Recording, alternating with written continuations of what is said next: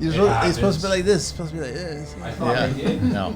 I went and dropped. I caught it with my hand, and I'm like, oh, nice. And I looked down. I'm like, oh, Not so awesome. I didn't catch it. I got baklavad. All good? Recording? Okay. Awesome. Let's take a little better. Middle so I can reference them too, man. Yeah. Well, welcome, gentlemen. Thank you for having us. Oh, it's a full house. It's the second show today with 5. We're pushing the limits here. You're busy. We're totally pushing the limits. So thank you. Really, I know there's like short notice, like literally short notice, getting you guys out here and just sending texts and DMs. I think it was text and DM with you, John, and then it was email with you, John, and then you were connected to John, and then you, and then all of a sudden you brought him along, and then all of a sudden like, okay, it's done now. Yeah, we got a Let's show. rock and roll.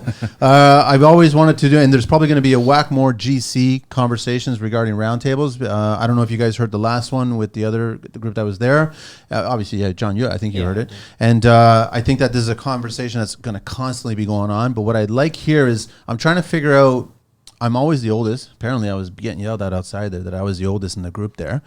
But how many years experience are we talking about GC-wise? I just want to go around the table for now. John? Company-wise, we're going into our 6th year. And you? 12 years. 12 years.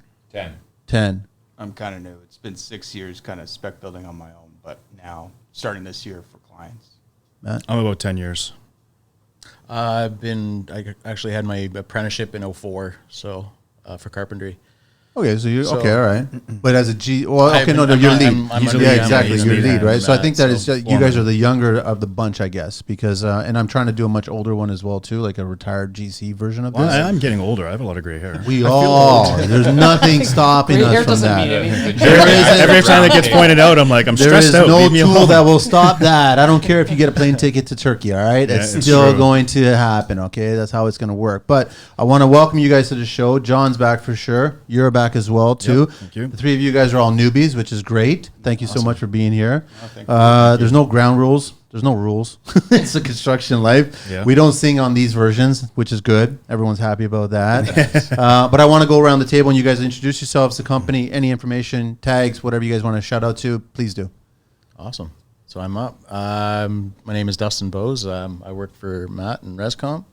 Like I said, I've started my apprenticeship in 04. I've done some CNC background for some sign workplaces. I've done furniture stuff. I worked for Viceroy Homes. That's where I got my apprenticeship. I also do some personal support work, and it's completely different, but pays the bills. So Focusing on... developmental. Okay. So I Nice. do that on the side. That's where it came from last night. Nice. So I worked last night. And then Matt brought me on board. And Yeah. we've been kind of It's been a couple of years with that, so it's worked out well. Yeah, Matt's been on this like in the early days of the video days. Yeah. It's almost like this show's becoming like a radio, TV, A little bit. streaming. It's definitely come a There's long an way. evolution That's for going sure. on here, right? We're getting It better. has. There's not so many wires on the table anymore, and True. Just And the we're headsets. evolving, It's right? weird without the headsets. It's a little different. It's better. Yeah. I just started realizing we don't need them anymore. No. Plus, my hearing's going anyway, so I just pretend that I'm Pardon? like I hear everybody, right? No, it's all hear what you good. wanna So, hear. yeah, so I'm glad to have you back, Matt. It's All been right, so great. yes, We've I'm Matthew spoken Hill. how many times on DMs, and we're just shooting the shit back and forth. Tons, right? Oh, yeah, tons. Yeah. It's been awesome. Great, So man. you're a pretty good guy. No matter what everybody says, you're a pretty good guy. Get at in the end of line day. where everyone thinks I'm an ass. I just keep that to myself. see it by the end of the show. Yeah, I'm Justin Sherry. Yep. I own an architectural firm, Justin Sherry Design Studio. I've been at You're it. pretty young to be an architect. Everybody says that. I'm I think just. that's Well, I how get the young are job. you? You got a baby face or what? Yeah. I'm 32. I have 3 kids. You're a baby. I had a divorce too, so I've lived a life. Excellent. Mature for his age. Yeah, Have you mature. met? I am also a divorcee. We have experience. We do. Okay. All right. No, so that's good. And How many then- years doing the drafting, like the architect? I graduated in 2014. I was in a partnership since 2015 to 2020, and then 2020 did my own thing. Yeah, and then during that time, I actually started a company called Small Dwellings, where I did like tiny home development. That's where Oh, I got that's the cool. That's PC nice. experience. Yeah. Nice. 2017, and then lasted to COVID basically, and then people have been asking me to build. So, Bowen Homes is the new name for the management company. And John, Sweet. welcome back. I'm back. Last time I saw you was up in Barrie at the CRS, wasn't it? Yeah, over at CSR's. CSR, Yeah, sorry. I know. I do the same thing. Don't worry. Well, because you know why? There's a motorcycle company, CRS. that makes parts for aftermarket? For me, it was the rental company, which is now Sunbelt. So That makes more Barry sense. area had a anyways. Okay. That's what I always. That's where we bumped into. Yeah, but the grand opening there for their new store. Yeah. So things have been the same. Still building. Good. No, sorry. You gotta. Yeah. You guys are gonna have to kind of All right. share. Yeah. We're Pull gonna it back. do- No, we'll no. get Just pull it. close. Just pull it towards you. That's all. Things have been the same since we last saw each other, and the last time I was on here. We still work in residential, commercial. Still build some pretty cool stuff, and have a lot of fun while we do it. And you got a brand new sweet cube. No, not cube. 5-ton. We've added a few vehicles this year, so we've got a beautiful cube van, Okay. a nice new panel van, and a smart car. A smart car. Car Yeah. that can fit in both. It's basically like a Russian doll set.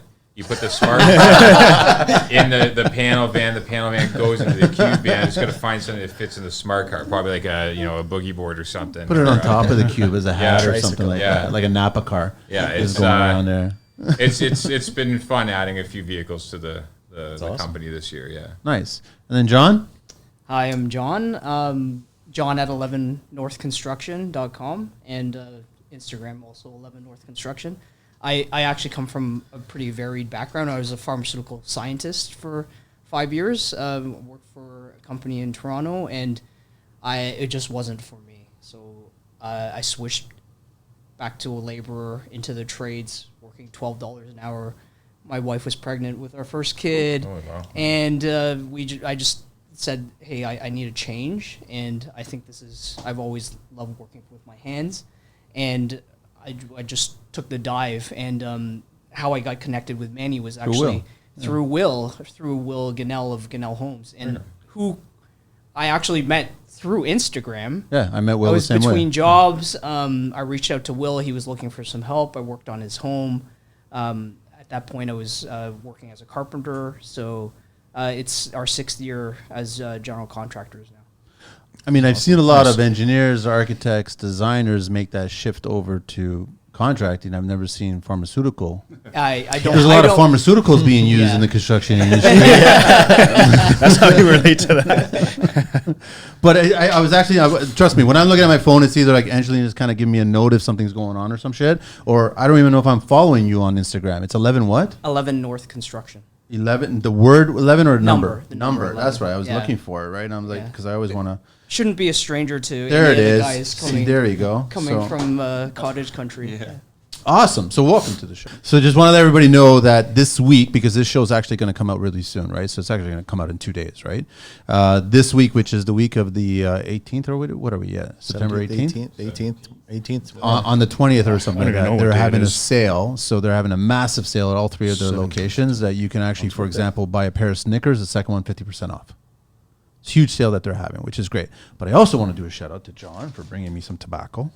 Really appreciate it. I like all the Not that you needed it. Chewing tobacco? No, I wouldn't get into chewing tobacco, man. I don't know. No, cigars. Ah, But then thank you, Matt. no problem. He asked me last night, he's like, what are you craving? And I was like, dude, I've been craving sake lately. I love sake, man. It's water to me, unfortunately. So I really appreciate it, man. Thanks No so problem. much, man. I hope love you enjoy sake. it. Totally I know love nothing about I like it chilled. sake, I don't like so- it hot. I like it chilled, man. All right. Yeah. So now back to construction. So we're going to have a conversation about what we go through on a daily basis, I guess, and how we deal with things and all this stuff. But I like that we are going to have slightly different perspective with yours, Justin, and also yours, John, as well, too. Is it Jon or is it Jon? Jon. Makes it more difficult for me, man. But it makes the sense. only way Makes it to spell easier. it. We're the same. What do you think, John? So I want to figure out what's been the hardest challenge for you guys this year. What's the first thing that comes up, and what's been difficult for you guys as a GC and as a designer just to deal with the business itself? It's been I've always said it's been a funny year. A lot of people reach out to me and they ask me, what do you think, Manny? Like I've got a voice of authority or something like that, because I kind of said that things were happening during the pandemic years, and just to batten down the hatches and prepare yourself and not overspend and don't be buying so much stuff. But this year is a mixed bag, because I've been getting a is. mixed bag of a bunch of things. But I hear some companies and some trades are busy, but other guys are like reaching out to me going, man, do you know anybody? Can you put me in touch? I've got no days this week. So it's a mixed bag. So It's really weird. think it's weird. And we this can't year. figure out why that's happening. If it's, one company's not as good as the next kind of thing, like why are certain people not busy? I'm busy, I'm steady. Yeah. My plumber's even busier than me. My HVAC guy is so-so, and my electrician had an up and down. So it's weird, right? Like, and we can't figure it out. There's a lot of work out there. Should we figure it out? Well, we should, because then we kind of have to fix it. We want everybody to be successful, right? We Yeah. want to see guys struggling who have families, Yeah. you know what I mean? And then they can't make it, rent to pay, even for their units and that sort of thing, just the business in general, all the overhead. And yeah, we want to figure it out so we can rectify that issue. You guys seen the same thing? It's been a mixed bag this year.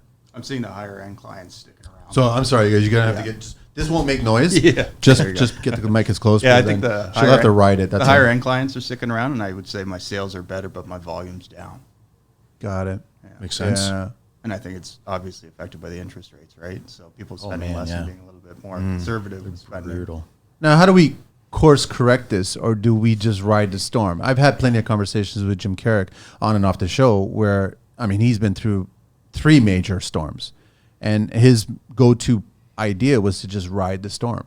So I'd be like, I had a real estate agent on the show recently, and I like wagering on the show.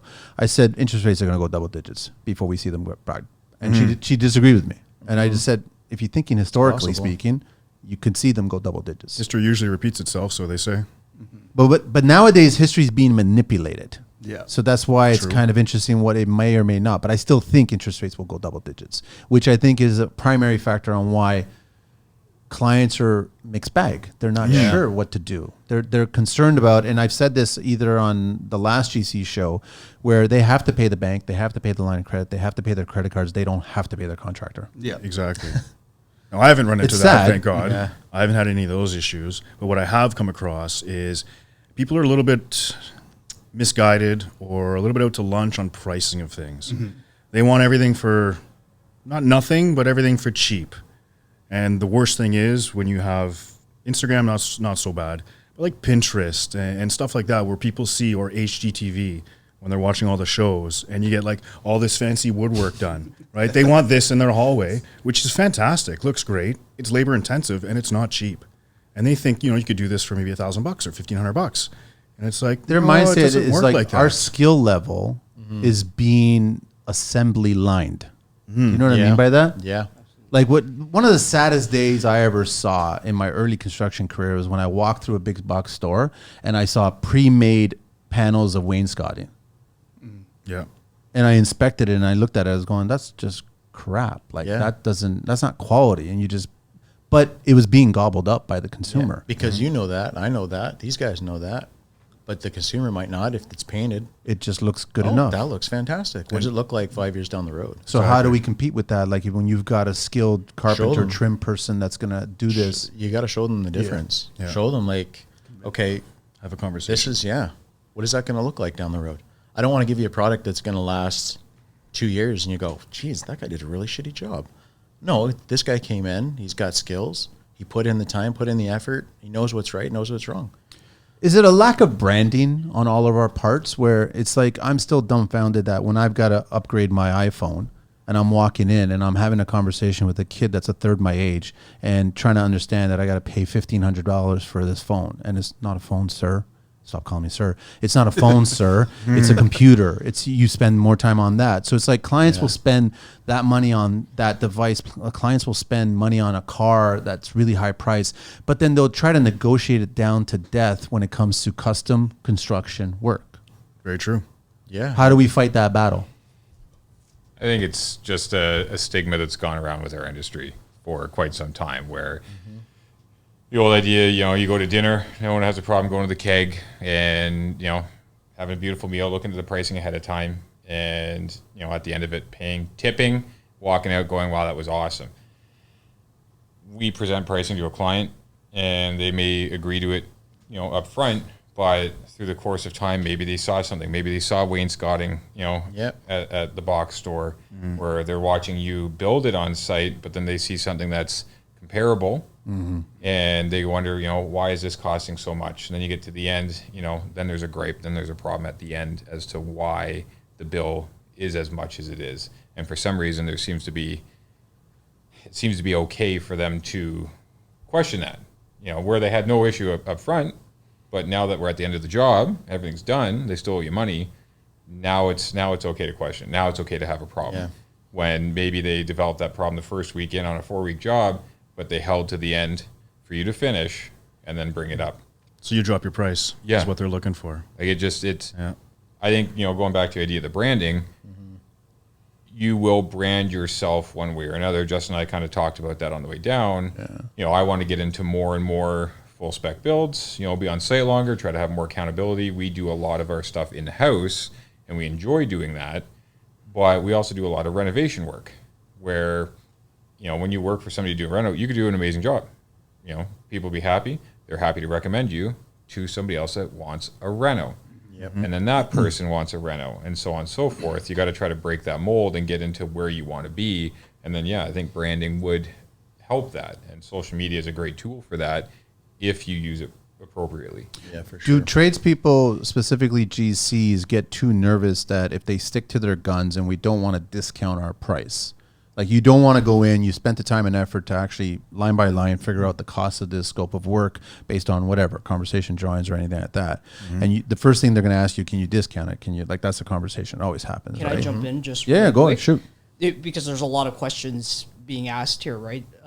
Number one, what is our clientele like? Is that changing? Like, what is our clientele like? Is that changing? Right? Definitely, our clientele is getting older. Your clientele is getting older? So the pay. I feel like the paying clientele, they are getting older and they're looking for the construction industry to change alongside them. So in order for us to stay alive, we need to adapt or die. We need to look into, okay, what's accessible construction like? If you're just into renovations as like something to turn over really quickly, that might not last because these days we have so much access to DIY and everything shows the same on the internet. You take a photo of something, like we have a saying, it looks great from far away. Yeah. Like Good the from further far, away you far look, from the good. better it Good looks. from The far, further far away from you good, are, the better exactly. it looks, right? Is it fair to say that our industry has the most amount of competition out there? Whether it's just competition or just... Well, we're competing now with the DIYers Yeah. because people on YouTube, they're just like, hey, I can fix my can own do plumbing. that. I can do that. And then they don't count for the fact that, hey, like in order for me to make a living doing that backsplash, I have to charge $400 or $500 a day. You might be able to do that. A backsplash with subway tiles is perfectly DIY friendly. It's going to take you 3 days to do it. So, true. what's your value versus your time? Why am I so blinded? Like, I have such respect for skilled trades. There's a difference between DIY backsplash and a skilled trades installing a Absolutely. backsplash. They're going to be Night done and that day difference. backsplash Oh, yeah. in an hour and a half. Yeah. Right? Well, no, it's not Right. just so much that. They're conscious of what they need to do, whether it's layout pattern, where they start, how they do their outlets, how it's going to get integrated with any kind of lighting, accents, details, what have you, all this stuff. Sealants, all kinds of stuff. Right. They know everything that needs to be done. Sure, DIY can be doing. I could build my own car if I wanted to. Would I drive it and would it get certified in the industry on the roadway? No, there's no way it would, right? Does the like owner this- know the difference though too? That's the problem. But the saying we use is like, would you do that in your own house? Right? But that's how we all got started. That's a mixed. Some would, though. That's a mixed bag, right? Because Yeah. some people, they're like, "Oh, it's just for my own house. I did it. I saved $400 or $500." They're willing to not use the right sealant. They're using caulking like on the joints or Yeah. whatever. It's just like 5 So it years becomes down the good road. enough, though. Yeah, it's good enough for It's a them. sense of pride. But then do you even want those clients that are okay with just good That's where enough? the branding comes in. Right? Yeah. Exactly. And the you want second to part separate to that yourself question from is educating your client. So these are the major differences between somebody who's doing this professionally. We're going to look at like protecting your home, like making sure the debris is being removed on a timely basis, making sure that whoever's doing that plumbing work is licensed, that the electrician isn't just some Joe from off Kijiji, even though one of the best electricians I've met is off Kijiji. I'm not going to say that. How do you differentiate but- which one's good and which one's Yeah, not? and it goes to the branding. Like It goes to branding. be, well, what we have to do as GCs is establish a brand of trust in a very short period of time. Oh, yeah. with anybody from off the road. First impression. So what makes you different from that guy? But I go don't back know. to competition where we're up against DIYers, but we're also up against the stigma. They think that we're already trying to play them even before we even sold them. True. We're the bad guy to begin with, and we have to prove that we're the good guy and girl. I recommend competition on the first meeting half the time. Yeah. I will take, I'll take a client meeting walkthrough, get a picture of what they want, little maybe shoot from the hip price, but, very upfront that is by no means a contractual price. This is, an idea of a price. Things need to be, priced out, maybe opened up, to find out what's behind things. But I will recommend other companies that I know locally that would uphold the same values or same quality, I and my guys would do. And, that sometimes wins us the job just because we're, open and we're not trying to hide. We're not bad mouthing anybody. Sometimes it loses us, and it's, I'm fine losing to somebody I know is going to do a good quality job. And sometimes, sometimes they're more, sometimes they're less in the end. But you want to be price compared to another apple. Yeah. Yeah, exactly. Some sort of exotic fruit, right? Exactly. I'll explain to people that, you can go on Kijiji, you can go on Marketplace, you can find people that are cheaper. Doesn't mean they're going to do a crappier job.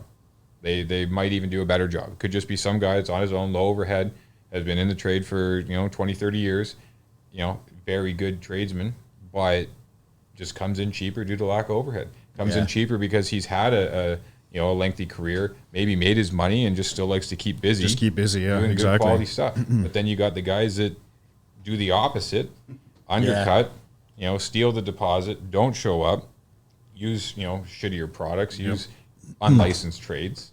And that's what we typically get compared to. I mean, I think we've all, because one of my best metal guys that I ever found was a guy that I was just walking around the neighborhood and I saw him working, liked what he was doing, asked him to come down from the ladder. He was a little upset that I was asking him to stop working. And I introduced myself, started talking, got his number, and then I gave him a job, and he did an amazing job. And obviously we had a conversation, well, I just want to do cash. I just want to do cash, right? Yeah. But he was a good worker, and this is a guy that services Kijiji and Facebook Marketplace. I guess it's like they know the market. So I'm envious of certain trades that kind of know how to play the field. It's a little bit more challenging for GCs where we have to play neutral. Yeah. We have to kind of get along with everybody. It depends on what your definition of a good worker is. So are you talking about just somebody that can make a nice weld? Or are you talking about somebody who has their invoicing right, their bookkeeping? Like, maybe that guy does a great job, but you got the invoice 3 months down the road, and you're like, "Oh, I wasn't expecting to pay this much." It's kind of like a holistic look at what is a good worker. I've never hired somebody on their skill. I've always hired somebody on the conversation I had when I first met them. Yeah, personality. Absolutely. Yeah. So you value your skills. I value the mindset. Yeah. The person's but being mindset. able to tell what somebody is like based on an initial conversation, like that whole saying that you usually get the best sense of somebody within the first 8 seconds of a conversation. And I think people in general contracting, they're very, very strong in this area. Yes. Like you have a conversation with someone, you're like, I think this guy's the real deal. I think they know what they're talking about. I think they have some lived experience that I could, that we could mutually benefit each other. So I don't feel like there are successful contractors out there who are weak in this area. No, you're a sales guy for long. first, then you're GC. But on the flip side, though, if you think about it the other way, we also are evaluating the client. Do we want to work with that client? Yeah. 100%. Do we like that client as a person? Do we think there's any sort of shadiness going on? Are we going to be worried that we're not going to get an installment, or at the end of it, they're just not going to pay, or they're going to fight us on it? So it does work both ways, right? I want to, sorry? I was going to say, the idea of the sales thing, there's guys that are the best sales guys out there, and they just go job to job, getting deposits, half starting, walking away. Yep. And, I personally known a couple that have moved out of country now. Make a career out of it. Wow. But there's clients that are the same, unfortunately, that are, serial when it comes to that point where they have unfortunately taken contractors who have goodwill and, you know, ultimately don't pay that final payment, or, you know, come up with an issue halfway through the job that, you know, is forcing you to now pay out of pocket, or maybe leave the job and not getting paid midway, or maybe you're being relieved of your duties at that point. I'd love to talk about the evolution of a GC. To all those who work hard every day, let us show you how much we appreciate you. It's Customer Appreciation Week at Work and Wear, with the biggest deals on the biggest brands, including safety footwear from $69.95. Pick up some work pants and get 50% off the second pair. Plus, enter to win a Napoleon barbecue, a Milwaukee radio, or a $500 gift card. Customer Appreciation Week, September 20th to 25th at all 3 Work and Wear locations: Scarborough, Markham, and Whitby. Evolution. It's just kind of funny that as a young GC, I think every one of them is going to go through the gambit of experiences.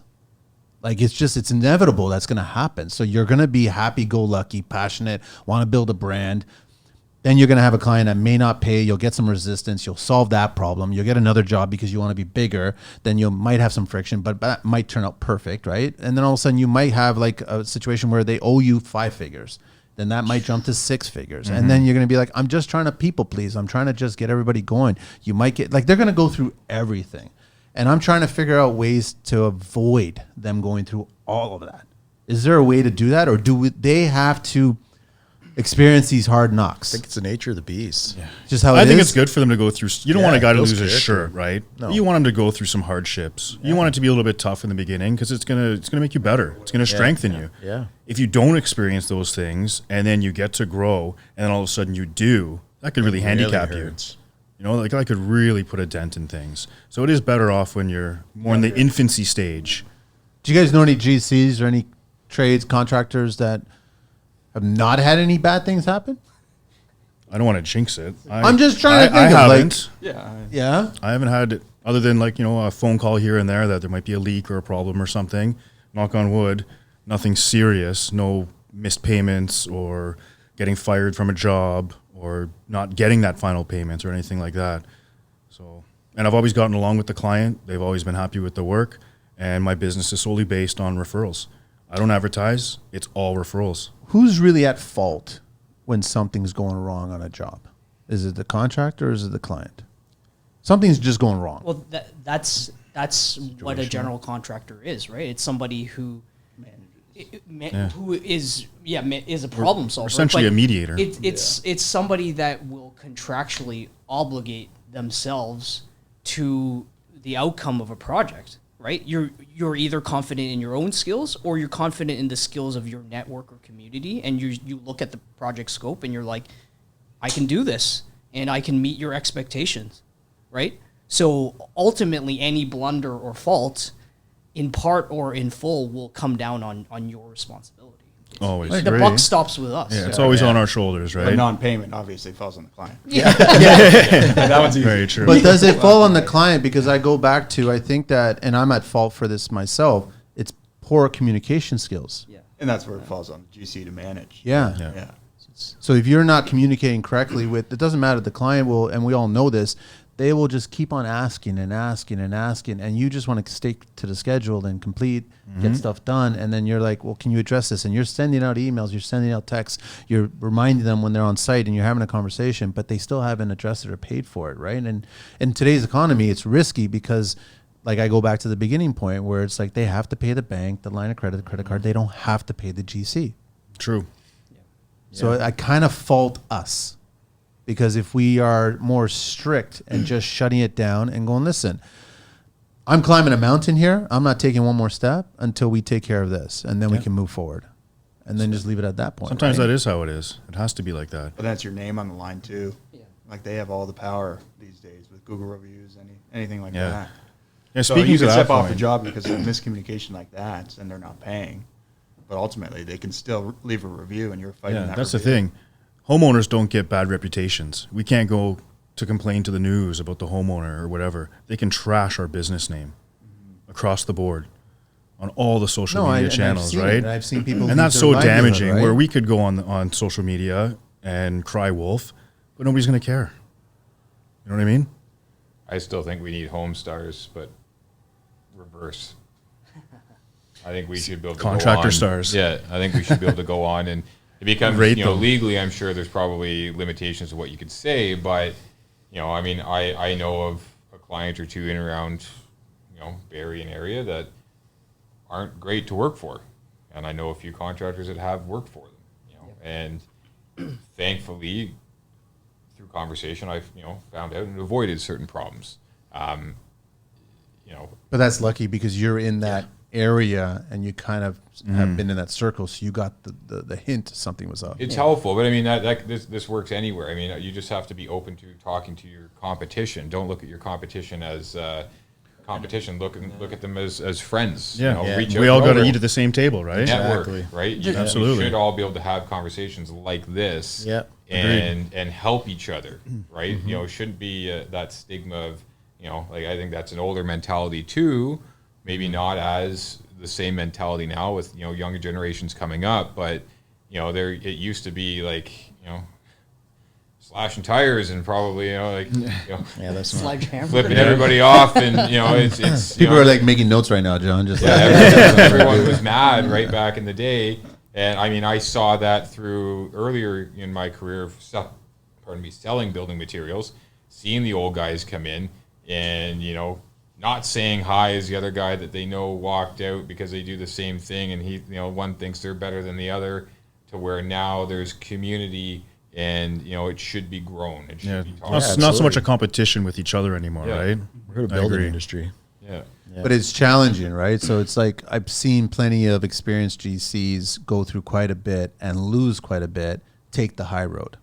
And that's what we're discussing here. We're discussing taking the high road. I'll eat that cost. Yep. I'll go in there. I'll take care of it. My guys all got paid. Trades got paid. Everyone's all good. Client's happy. I lost my shirt on And that that's just job. to save face, right? And your reputation. And So that's it's what too we do. easy for clients. Like going back to the Google, it's way too easy for them. But they can do that. They can do that regardless if you do a good job or not. Like, That's true. But you're people pleasing now. but that's what our primary goal, so to speak, is supposed to be. Yeah. But it's not. It starts at the beginning, right? The same kind of thoroughness that clients use to vet contractors. We need to spend the same amount of time, if not more, in vetting our clients. What do they do You know, for vetting contracts? Speak to their neighbors, for example. Do Go they see get a job along with their site. neighbors? Yeah, go. There's always community Facebook talk pages. to them about previous work they've had done and how their experience was. You know, ask them poignant questions I want to that meet a make client them. that doesn't scroll right down to the end of the quote first. First thing you look at is the number. Yeah. And then they that start is- looking at all the that's details true. that got that number. So that's I get it. Like you're trying to present yourself a certain way, and then you position yourself a certain way. But ultimately, clients. Well, are just it's looking not at really a number. presentation of a certain way, like to make a sale. It's are we a good fit? Yeah, Right? Number one. Like, Sometimes am you're I not, going to be yeah. able to meet your expectations? This is what we do. This is what we specialize in. This is what we excel at doing.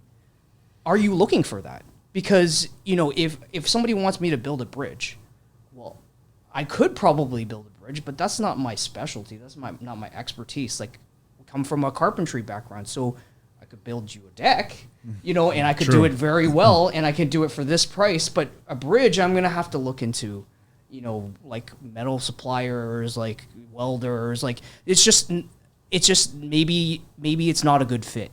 You know what I mean? So sometimes because we're looking at we're looking at numbers too. Yeah. Because a GC is we're numbers people, right? We need to be making money on a job. So we're just like, how many man hours is this going to take, right? So I think that's what it comes down to. Are you a good fit for one another?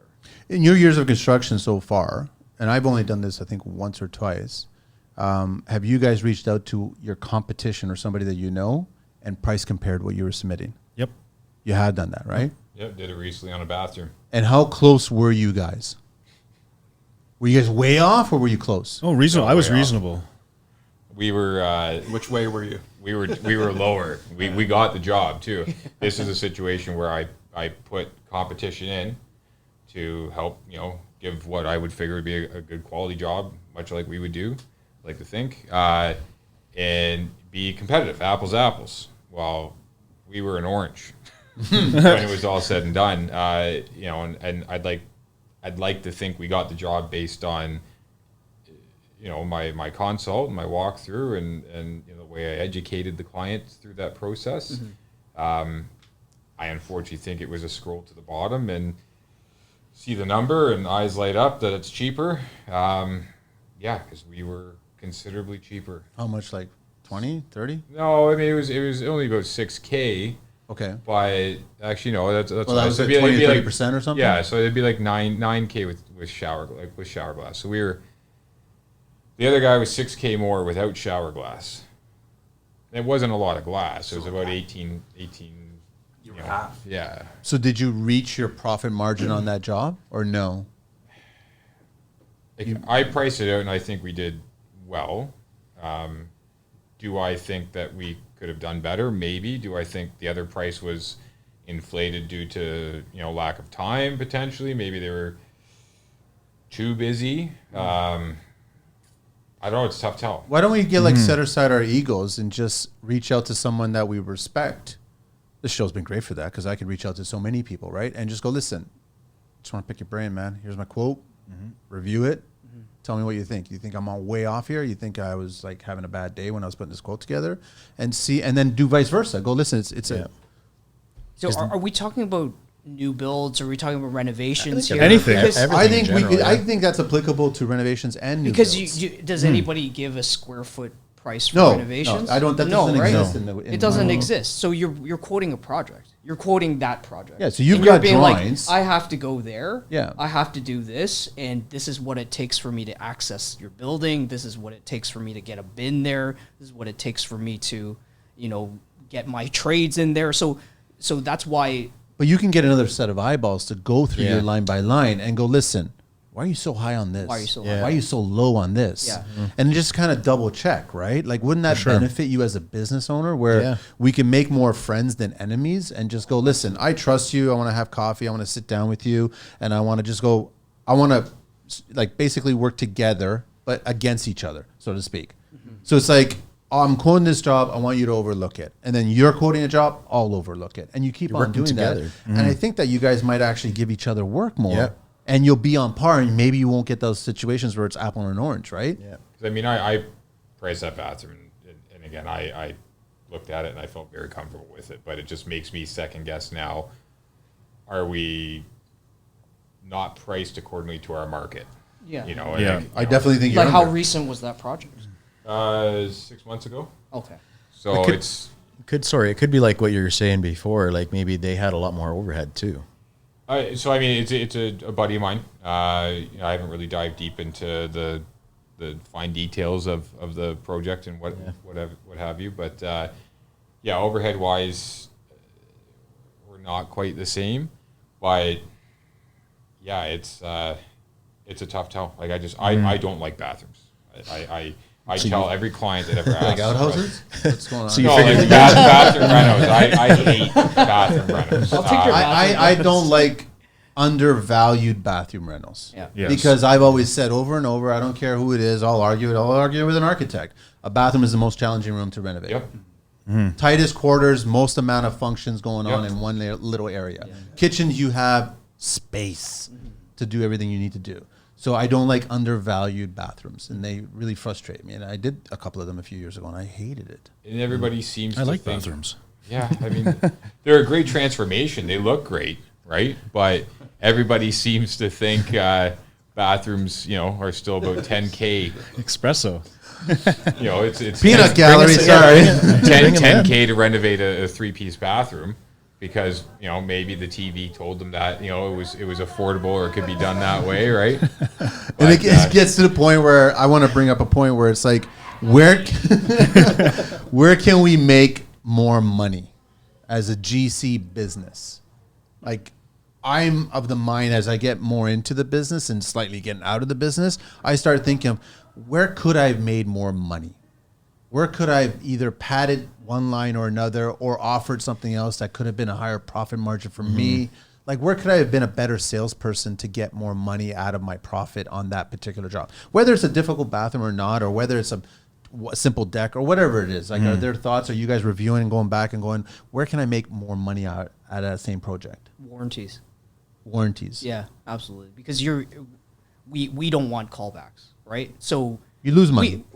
we build to the nines so that we don't have to go back. So Absolutely. a warranty and selling an extended warranty is a great way to to offer the option to a client to, hey, like if you But how pay many this clients up, of yours have you had where they moved in and they magically discovered a scratch or a dent or something that was never there? Just magically. Magically. yeah, You well, talk you to them, have you to go, be "Listen, did clear on David your Blaine term. move in here, or what's going on You here?" have to Like, be clear on the terms of warranty. You right? got to be It's- very, very yeah, clear yeah, about yeah, exactly. because they could milk that. Yeah, that's right. Yeah. I'm seeing more and more builders do service contracts after Yeah. for 2 years. Really? Mechanicals and just tidying up silicone that peels off. Which is great because you want to kind of start to get the client to understand that this house, even though it's perfect and we built it and our brand's behind it, Yeah. it still needs maintenance. Yeah. It will need maintenance for the rest of your days. Oh, 100%. It's like a car. You're still So you might as well call us because we built it, so we know what we should be doing with it. exactly. We're not trying to gouge you, but we're going to make some money from that. Are there any other places that you could think of that there's opportunity to make some money? Profit-wise. I'm going to say profit, not money. What about building relationships with suppliers and stuff like that? Like, so Suppliers showed their true colors during the pandemic years where they didn't care about getting back to us. Yeah. And it really annoyed the hell out of me. that's true. And I Yeah. felt that they just became a lazy bunch of SOBs. We talked right? like on the way here about that. Yeah. So it's like you guys needed to step up, if anything, at that point. So I didn't like what they were doing because their profit margins were going through the roof. Yeah. Yeah. They were forcing us to convince our clients to buy more expensive items that were sitting on shelves longer because the Main Street items weren't being produced because of the shutdowns, right?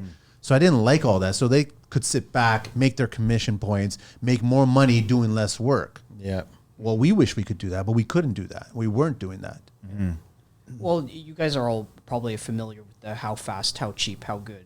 The- You know, yeah, right? the one so of three. you, Yeah. you can have 2 out of the Yeah. 3. So, but if there are occasionally people who want to move up a timeline or they want to start living in the place before the reno's done, you have to Everyone have, listening, do not ever let that happen. But you have to agree have it. very, very upfront, transparent conversations with the client and just say, this is going to up the cost of construction. We need to make sure that this is livable for you. We're going to Safe. take extra care. Yes, Gotta be safe. Gotta be safe. And this Doesn't matter. This But will just this for the will record, cost because I've more. had this conversation regarding a reno that's an open permit. If it's the homeowner, technically speaking, that house had an occupancy permit already, allowed. Right. They can move in with no railings, no staircase, no scaffolding. Could be open balcony. But how is that Totally- on your conscience? It doesn't sit well with me, but I had the argument with the city about this. Just because that house, that dwelling already received it and it's an open rental, the homeowners that are attached to that title are allowed, and all their stupid kids are allowed to be in there that's rolling not around right. that house in complete danger. Yeah, that's where not right. Contractors are aware that there's no railing there for that day. Contractors are aware that someone's painting right next to us or whatever it is. They're aware. Kids are not aware of that, and homeowners aware are of definitely anything. not aware of that. Well, that's fun for them. Yeah. It's an amusement park that's going to end up really bad, right? yeah, exactly. So sorry to True. interrupt, but yeah, Yeah. that's that. I see what you're saying about that. Yeah. So situational things. So you're making adaptations to client desire and need. It doesn't always have to come across as, hey, I'm trying to sell you something greater, but I'm just adapting to your wants and needs. Like, I think there's a huge difference between a GC initiated change order versus a client initiated change order, because change orders are like that's money making. I just frowned because I was like, I've never in my life initiated a change order. So you've never opened something up and you'd be like, hey, the design says this, but I think it would look better if we did this. It might impact the timeline a bit, but Other than supply chains, maybe. yeah. So Yeah. we've done interpretations of, because it depends on the amount of detail that you're getting in an architectural or a design drawing. Sometimes it's not clear, and you have to be like, well, that's why you're here. yeah, Justin. this is why the architect is here. That's why I got I'd into love the to hear business. like how reasonable are clients these days. Oh, not reasonable. And I'm the one to set the expectation first and be the bad guy now. Okay. But I agree with you. That's the thing, and it's just, and the worst thing ever is that we know how to read drawings and we know how to visualize a drawing. We know if that hallway is too narrow. We know that that bathroom, kitchen, whatever it is, doesn't work because we've seen the drawing and built the action. Yeah. So, but they never listen to we. No. So now it's it's unrealistic, their expectations when you're presenting ideas to these clients and then there's a dollar figure attached to it. Yeah. Are you probably are one of the few that are conscious of what is involved the moment you drew it and signed off on it and gave it to the contractor. Especially if you know you're going to have to build it. Yeah. Right? You're Well, it going to doesn't be happen like, too often. I'm mostly handing it off, Yeah. so I get it right away. So I have to set that expectation first. And usually people will come to me, and the first question I ask when designing is, what's your build budget? And that's all I need to know to design accordingly. How do you come up with that number out of the dark when it's still a piece of paper? Because most of the time, the clients do have an expectation of what they want to spend. No, that's dictated by the bank and by their savings. Exactly. And whoever died recently. So then I got to design accordingly. I can't just go off with whatever they want and then hand it over, and you guys are being like, "Oh, this is double what you thought it was going to be." Mm-hmm. So I become the bad guy a lot of the time too now. I remember I was quoting a job and I was not getting along with the architect.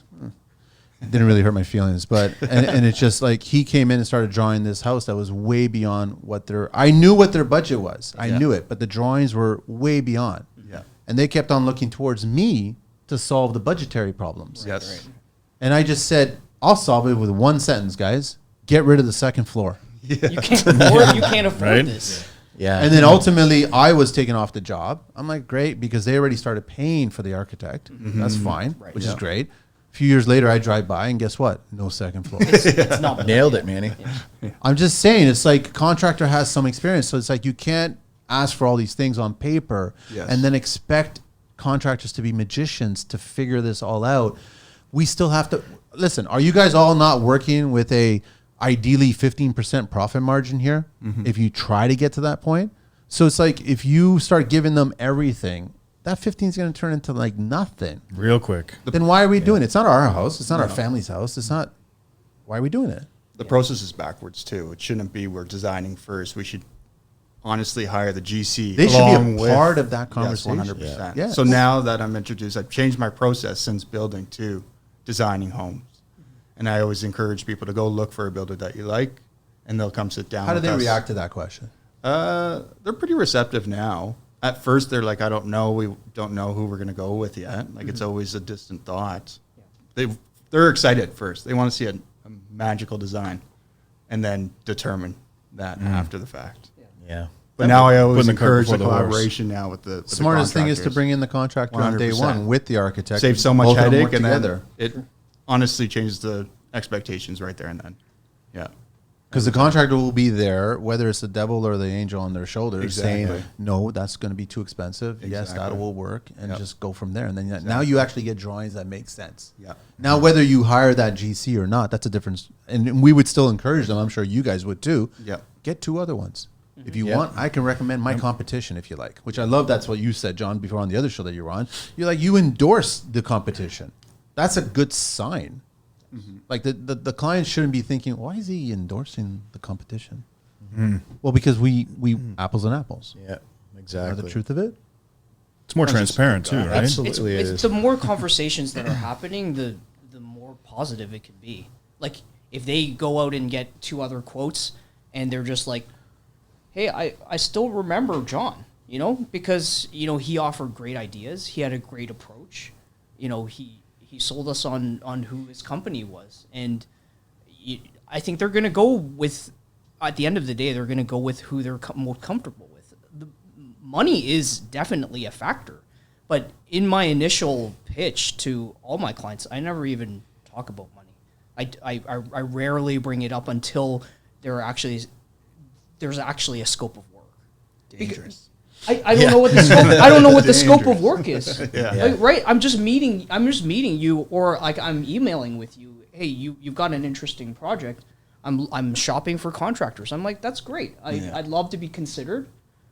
This is our approach, and this is my background, and this is my company. This is my team, and I don't even talk about money. I'm just like, once you're ready to once you have a definitive, specific scope of work that I can bid on, I'm not going to talk about money, but usually a bathroom is in the range of this. I have no issue ballparking or spitballing a number, but it My depends on the experience project. is that the ballpark has just been ingrained in their head. Yeah, I always can't get stand asked it. that.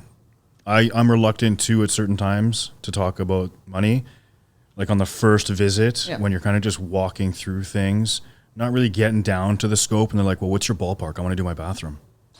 We're building a house, How not a big's your ballpark. bathroom? I don't know. Like, Do you want it tiled? Do you want it? Well, I'm reluctant to do the same thing sometimes, but you also got to kind of set precedents a little bit ahead of time too, so where you're not going back 3 or 4 times to meet that client, sure. Yeah. ultimately to find out that their budget doesn't fit their vision. Yeah. And no matter how much you discuss that with them, you can't change their vision because they're ingrained in thinking that 3-piece bathroom, let's say it's an 8x8 or a 5x8, whatever. I mean, we're not talking a massive bathroom, but that's still going to be a 25 to 30K touch these days without going crazy on finishes. Yeah. So that's the point in time where you're just like, we're probably not the right fit for you. But you've wasted 4 days going there. So Yeah, That's you don't unfortunate. let it get that Did you far. waste it, or did you just? It's an learned education from that it. you avoided losses from. Sure, but imagine asking the question the first time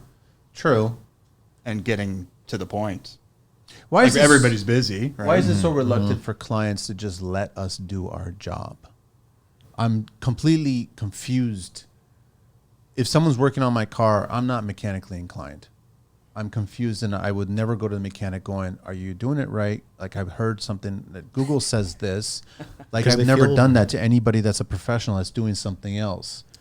Like, if you're at the doctor's office and you're doing a physician and whatever, like, I'm not questioning it. You're the professional. Why is it that clients are questioning us? because think- we don't have mechanical television or veterinarian television or what Yeah, it have comes you, back right? to our early conversation. No, it's HGTV. Yeah, and it's I mean, killed us. as you know, Yeah, I know you've had experience. I have very good experiences Yeah. at that. And I don't have a problem with it based on the platform, the show that I'm a part with. They don't talk about the cost. That's not the premise of the show.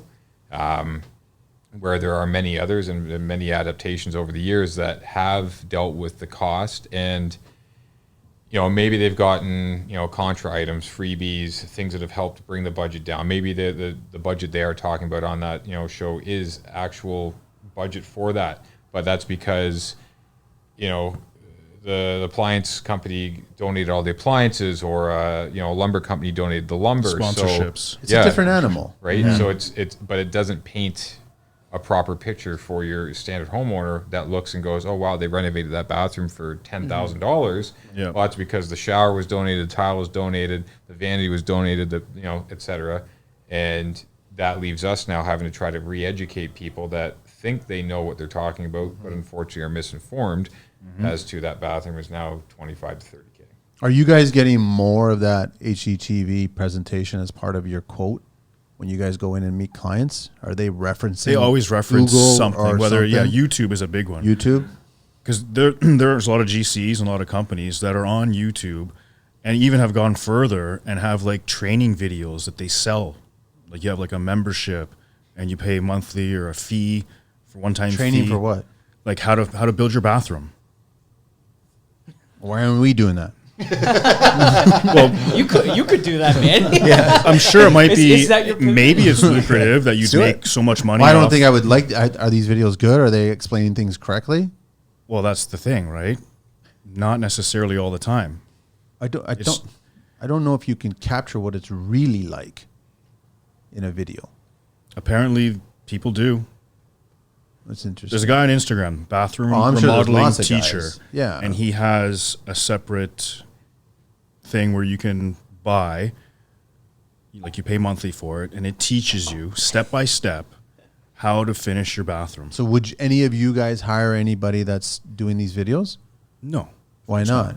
But all the homeowners are now seeing this and they think they can do it is gospel. one thing. Let them have it. Right? Yeah. Or when them you try, try to let them educate try. them on what it's going to take to do it and the timeline, and if they reference that, because it's already in their mind, it's hard to change their mind on that. That's what I'm finding. Yeah, it's difficult to speak about the entire client basis, because you have clients that are on the one hand are extremely experienced, and they've built their own second homes or cottages or whatever. They're looking for a contractor who they can trust and they have chemistry with. And then you have the clients who have never done a reno in their life, and they have no idea what to expect, right? They would hire somebody to change a light, a light fixture. Right? Deep down, like, think about your best client. Best client. Is the price of your skill the most or least important part of that relationship? To all those who work hard every day, let us show you how much we appreciate you. It's Customer Appreciation Week at Work and Wear, with the biggest deals on the biggest brands, including safety footwear from $69.95. Pick up some work pants and get 50% off the second pair. Plus, enter to win a Napoleon barbecue, a Milwaukee radio, or a $500 gift card. Customer Appreciation Week, September 20th to 25th at all 3 Work and Wear locations: Scarborough, Markham, and Whitby. Did they hire and keep you and work with you because of your skill set over the price, or because over the price over the skill set? It's both. It's got to be. It's both. Happy medium. Your best client. I would say more so the skill set and the communication, the relationship you build with them, more so than the price. They're willing to pay that price. Yeah, that's true. Because they feel comfortable and they like you. Mm-hmm. They get along with you. Maybe they've seen some of your work. Maybe you're showing them some of your other work. It looks great. So then they trust you. And if they can trust you, then the price isn't so much of a big deal. But if you had somebody quote that same job and they're within the ballpark, they're going to go with the person that they trust. Absolutely. Right? Yeah. But Just if you're whoever out they in like. left field, hopefully, yeah. my best clients, I'm not going to want to gouge them, because No. I want a relationship with my best clients. Exactly. I want to be servicing their children. They I have want to be, friends, they have family. working for their children. I feel, though, that the trust is always slightly behind the price. Just slightly behind. With your best clients. Like right now, I didn't even budget a custom home I'm building. It's literally just what it costs, but they're trusting me to manage it. So you do get the opportunity with some clients that care more about the personality, skills, But that job's not done yet. And those so would be you your don't know if best they're clients. your best clients. Yeah, I kind of get to know them through the process of Yes. designing the home, Yeah. because that process is long. Right. Like it takes a year for us to Right, get right. the permits, design the house. So that's why I'm able to be fortunate in this position. You guys have never had your best client turn into your worst client? No. That's never happened in your career? Knock on wood. Nope. I've had I've an had it. incredibly nice I plead client. the Like, fifth. What went Sorry, wrong? John. So I plead the fifth. But what went wrong, though? This too many expectations. They Yeah. just kept on asking for more and more shit, and you kept on wanting to deliver, and then all of a sudden money started being late, and then it just became friction back and forth, and I then it could just see became that. a fucking nightmare after Especially that. if you're a nice guy. Yeah, It's and like, then I could that's do that. and we're Money's all- the root of I have all yet evil. to- huh? Money's the root of all evil. I have yet to meet a contractor who's not a nice guy or girl. You know what I mean? It's just like we are people pleasers. That's just, I don't care how you slice it. Homeowners may not see that, but we are people pleasers. We want to deliver what we promised regarding our skill and our team, the people we vouch for. We're people pleasers. That's our passion. Our objective is to finish the job. And the moment that there's resistance, like you're trying to please that and try to mediate that, try to fix that problem so you can move on to the next stage. But yeah, I think it's easy for your best to turn into your worst. It's a possibility. Sure. Everything was so great, and then now, why can't you do this? Why can't you do that? Because I've already did everything I could. We did it during COVID. Yeah. We brought in. We were the only people on site. We were redoing an entire house. Main structure stayed. Lots of interior structural changes, layout changes, etc. Probably a month into the interior framing, and COVID hit. Legalities, clients didn't understand, their exposure, and having people work on their property, and if they got sick or worse, shut down for a month. And it was, almost a month to the day. It was a Sunday night, like 10 p.m. A mass email went out telling all trades are expected back that Monday, like 12 hours from now, not even less, 8 hours. I replied right away saying, fantastic, glad to hear that the job's up and running again. We'll see you in a week. From that point on, we were the worst trade they ever. Blacklisted. Yeah. Yeah, we were still on the job, but we were not the favorite anymore. We were looked down upon, treated poorly. People change, you know, Yep. and then you go from an amazing relationship, everyone's happy. But you're honest though. Yeah, and you know that didn't work for them. Not only did they shut the job down for a month, they upped the schedule by a month. So you know, We've had the like, Talk about being fair. yeah, Yeah. We've had the same thing. A change order. Hey, by the way, can you do X, Y, and Z as well? It doesn't just add price; it adds scope to the timeline. Time. But I want to keep you. Like, can you get it done by this day? We're gonna do our best, but like, this is a lot of extra work. And then they hold you to that date, and they're just like, now you're the worst person they've ever met, and you're just like, I had guys who were working in the weekend. all of and it's history. just like, Are you talking about Lucifer himself? Adolf. Like, you're the worst person. Horrible. It blows. Like, I'm glad to hear from you, Matt, that you've never had a problem with payment, right? I have. on wood. Final payment, I have a problem. I think every other GC I've ever spoken to has had a problem with it. And I've heard great ideas from other GCs that have been on the show, whether it's Ty or whether it's Phil, where Phil takes his last payment at the drywall stage. Ty does post-dated checks throughout the whole job. So there's milestone checks that automatically get deposited once they said, listen, we've completed this, it's getting deposited. So you're not asking for the check anymore. That check's already in your hand as a GC, right? That's a good idea. It's a great idea, but there's That's a still good a idea. chance of that check. And technically, in the eyes of the law, you were given a check that's in the future that was already determined that there wasn't funds in the account, technically speaking. That's the loophole that's associated with that one, right? They can use that as an argument, but it actually says, like, here you go. I like the idea of having like a third party trust or something like that, where it's like you're giving the money and they've given all the money for the project outside of the change orders, and then once there's a change order, that money first goes in, and then you do it. So now it's not in their hands, not in your hands. You just have to do your job, which is what you want. I go back to people pleasing, right? How do you guys handle a client that doesn't pay that final bill? I think the biggest issue there is there's a power differential, right? So clients withholding their final payment, that's their power over you, because that's literally the majority of your profit margin. What's their concern? That we're going to take off at that point? Yeah, because we're at the end and we're going to take off? Well, Yeah, as your an name is on the industry, we actually have a very poor reputation, and I think being part of these talks is a great step forward to increasing the transparency and showing that, hey, we're professionals at what we do, and we have pride in what we do. But that check is still their form of power over you. So one thing we implemented was a clause called substantial completion. And substantial completion is defined in our contract as, is the place being used as per purpose? So, you know, is like you can't withhold the last 10% based on a nick on the wall or whatever. You're using the bathroom, right? Yeah. It's completed. It's functional. We get paid. And then it's our word to come back and fix all the deficiencies that you guys see. And based on the relationship that we've formed over this last 4 weeks, you know, we're going to come back. Yeah. Right? That's our approach. I'm just trying to get an understanding for the next. We're all going to get out of this business eventually one day. It doesn't matter whether it's in a buying box that we make or whether we just decide to start a different business, right? You got a whole crew of other GCs coming up the ranks now. And obviously they want to try to figure out a better mousetrap for us. There's a lot of negatives that are attached to being a GC today. And I don't think those negatives have changed dramatically since 40 years ago. I think they're still on the same chopping block. But I'm envious of the younger generation possibly thinking of ways to get around this where they don't have these problems anymore. Like they don't exist anymore. Is that a possibility? Or is this just construction? This is how it is. This is the construction life. This is just construction. It seems that that's how it is. This is just construction.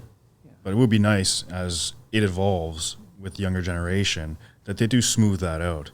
But it's yet to be seen.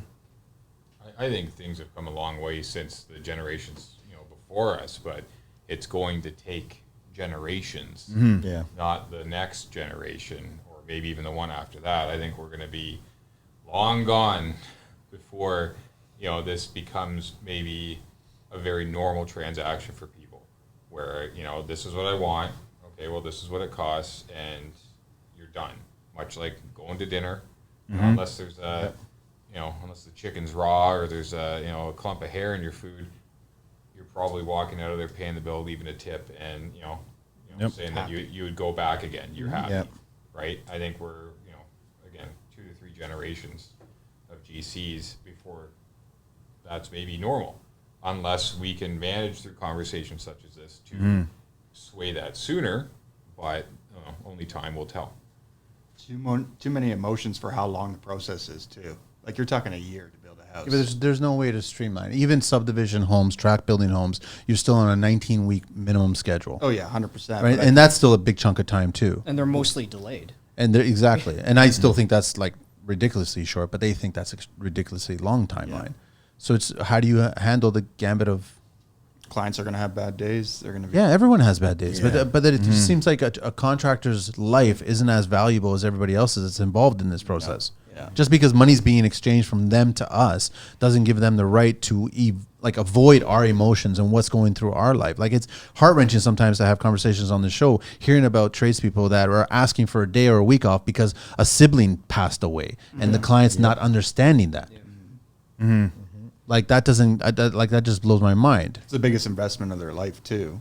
And we're a service. Yeah, service is the most negotiated thing. Yeah, it's crazy. That's the problem. Like where service-based industry is negotiable. Yeah. Again, I always go back to the idea of dinner. Most people don't negotiate a dinner. They'll go out and spend whatever. Yeah, the that didn't bloody taste like a cost is. $35 steak to No. me. They'll go back, later and gripe about it to their better half or a friend or something, that asks how that dinner was, but they'll pay the bill. They'll typically leave a tip because they'll understand that the person bringing the plate of food to the table isn't at fault. And when it comes to construction, there's the price, but is it really the price? Yeah. Can you do better? My cousin's brother's nephew can do it for this, or he's watched a video and it's comical. And So you've never seen somebody eat their meal and then complain about it and not want to pay the bill? Oh, guaranteed it happens. Don't get me wrong. It just it's For the most To the part. extent of it's contract. I just use that as an example. Just it doesn't seem to be as typical. Let's say. I think there's some clientele, they know the squeaky wheel gets the grease, and they're okay with taking that approach to cutting down the margins. They're okay. They have it in their minds already that. But they completely forget that we have a livelihood and we have families and we have. That's right, but that's all tied up into us doing our jobs. So like the experience I'm pulling under is that we missed a deadline by a day. My workers were they're extremely late. They already had their movers booked weeks in advance, so nothing could change. And the protection in one of the bedrooms hadn't been removed, and so I got a really nasty text that night saying, "What the hell is this, John?" Was it all caps? The house is. Was it all caps? Yeah, all caps. Not a phone call. So just they were just a yelling. text. Just you said the home would be ready. It was, and I said, I apologize for this. We're going to be there first thing 8 a.m. tomorrow and remove the masonite from the one bedroom. And from that point on, they cut us down to size. We were now the worst people they'd ever met, and they said, because you're an incompetent general contractor, we're not paying you your 10%. We're not paying you the last Your final bill. payment. And then so They use it as What? negotiation. yeah, they and then they had the nerve also to add change orders to that, and they're just like, okay, well, we will consider paying you if you come in and build these. Like, it's just your hands are tied at that point. They from day one guaranteed already had that mentality. Yeah. But they were the Just didn't greatest. show it. Just like what Manny said, they were the greatest client. Every one of my sub trades, they were just like, these clients are fantastic. And it was just in the back doors dealing with me. Just I would just reply back saying, you're going to damage that screen every time you press those all caps letters. So sorry. Then you're going to ask me to buy you a new iPhone, which I won't, right? But it's kind of sad that we're kind of shit on, for lack of, because we go in with the best intentions, right? Like we're literally, and we have the best skills. We're part of a club that has the best skill set. So I don't understand how, and you probably see this too, Justin. It's like they just dismiss us. Like you dismissed. It's the one industry where you dismiss the professional. Yes. Well said. I don't understand how that's even an option on the table. I would say as a designer too, going through this with clients, for every good story, there is also a horror story. Of course. Yeah. It's literally 50-50. Like it's pretty wild to see like every other profession just having like a 90% success rate, but contracting seems to have that lower success rate. You guys have a funny story too. Like I see your challenges too, because I recently communicated with somebody who was telling me about how there was a homeowner in Toronto. Toronto's it's just a zoo. It's just an absolute zoo, right? Absolutely not for the good. And I hate zoos. I will never go to I think people should be in the cages and the animals should be on the outside. But Toronto is, we're all in the cage. We're on the outside of the cage. And so all of a sudden, he was telling me about how a homeowner was submitting a COA, requesting for laneway, all this stuff, right? But 3 or 4 houses down, there was a politician that was very green. Didn't appreciate all of these submissions for changes in this house, which were legitimate and within bylaws and all kinds of stuff. But since this politician had pull with other politicians, the homeowner that was already doing everything properly spent like 6 figures, drawings, getting things ready, submitting to COA, all that stuff. And he just makes one phone call and shuts it all down. So That's not right. That's not right. No. And he was using the green argument as his platform, which was total horseshit, right? the opposite of what we're trying to do. Exactly, right? And he was arguing with the contractors that were working at a neighboring house, and he was complaining about, this was dead of winter, how some of the tradespeople were in their trucks warming up and had their vehicle running.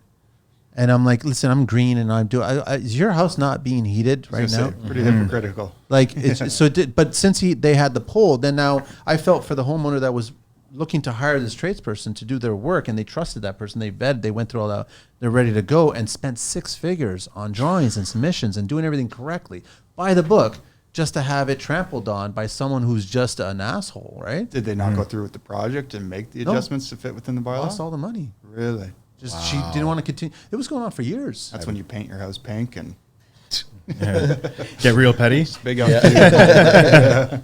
But it's not really fair at that point. There's lots of crazy rules that are going on that benefit certain people and then just shut down other people. 100%. And I do see it every day. You see it all the time, right? Yeah. That's why I was trying to get an idea of what these clients are actually asking for on when they're drawing, right? Like how magical are these drawings to them? Mm-hmm. Like, are we still dealing with architect firms that are doing on a percentage basis of the construction? Or the bigger so that's guys, still doing that, sure. right? Yeah. But isn't the majority of the industry doing a Cost per square foot. That's what I usually. thought. Yeah. Absolutely. Yeah. Doesn't that make sense? Absolutely. I think cost per square foot is the way it should be. Are they clients so nose up in the air that it has to be a certain kind of architect, a certain kind of influencer, a certain kind of firm? Egos here. Yeah, Really? Definitely. Yeah, definitely. So why isn't that attached to contracting? It has to be a certain tradesperson. Because we're the dreamers. We're the first step, too. So everything's glitz and glam right now. And we get paid our fee, everything. They have the money. Well, all the money's in the front. Exactly. So we're the good guys, unfortunately, for all you guys. That's true. Well, You guys destroyed my that's dream. a really good point. Like you saying that the money's up front, because one of your questions that you had posed to us was, well, what's the difference between a good GC and a bad GC? And I think a good GC is somebody who tells you up front, this is what I'm making off this project. Transparency. Yeah. Like Not too gone are the transparent, days though. where I'm just going to be like, I'm going to give you one number for this whole project. I'm going to break it down into as much detail, like so much detail that it's like a menu. So you know what you're ordering. You know what you're ordering off. But it's a my double menu. edge, right? Because they can hold it nitpick. right to I that. stopped doing 100%. that. When I price things now, everything's listed in great detail, one number at the very bottom. That's it. Different people have. Because they will pick you apart until you have nothing left. And then all the 3-4 hours you wasted quoting that big job is all just a loss. And you're standing there with nothing to do. Why can't we go and get a job from a client, and you could probably do the same too with the drawings, just tell them, you're going to make changes. We're going to hate each other. You're going to send me text messages that are all going to be caps. Yeah, you're honest. You're going to piss me off. I'm going to piss you off.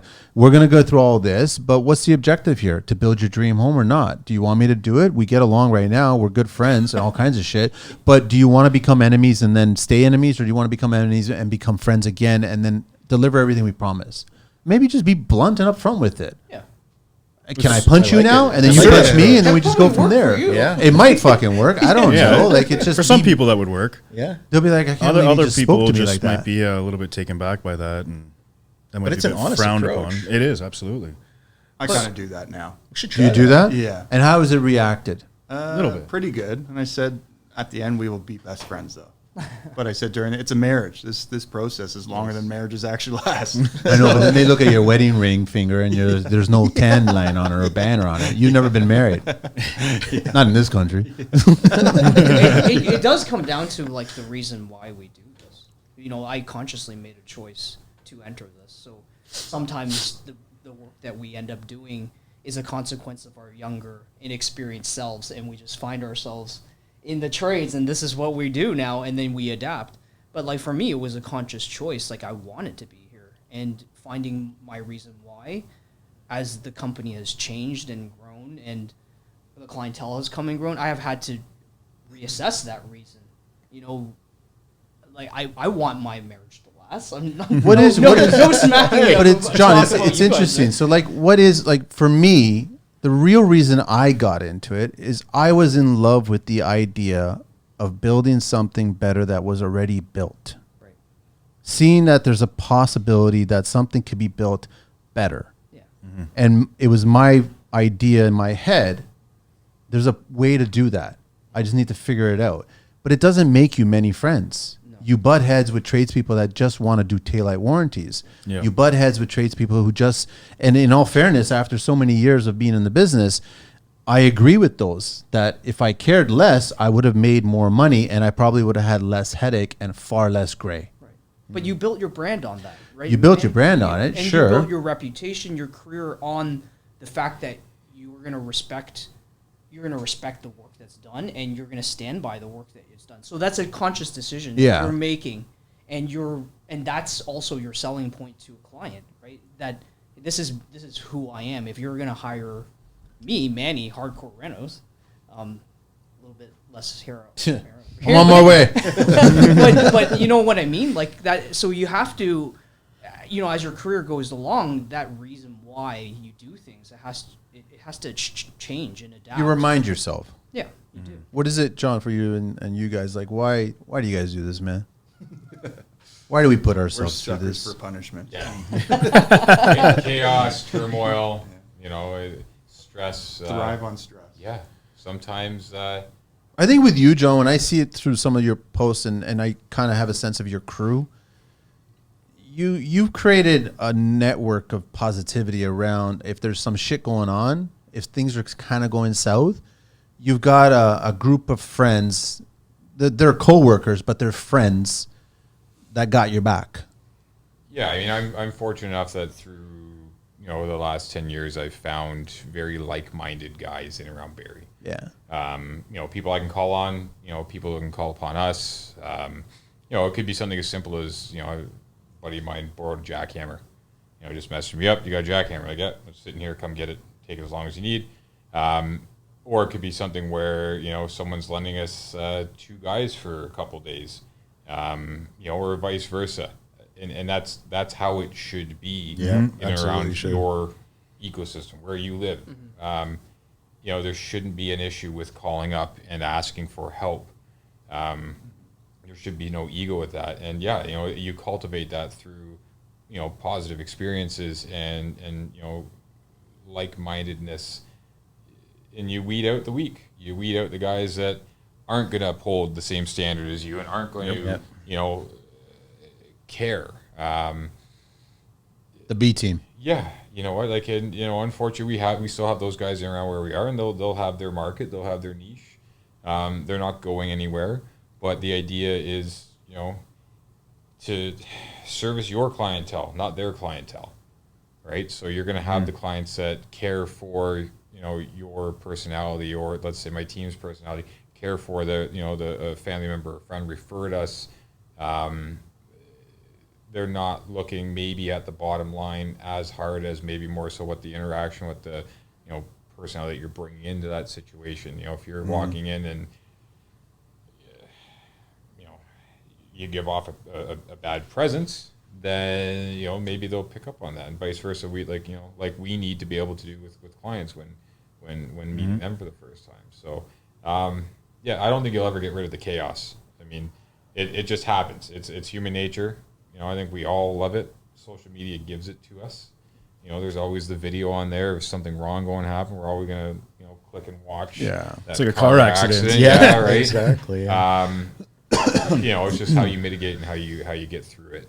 And if you have integrity and you're going to, stand up and be there to help the client through, or sometimes they're going to help you through, you become close to the client. Maybe you go through a bad time. Maybe a family member does pass, and they're there to assist and to care and, be a friend as opposed to a foe. So, Is it the same with you, Justin? Like you're getting, it's interesting that you're getting both sides.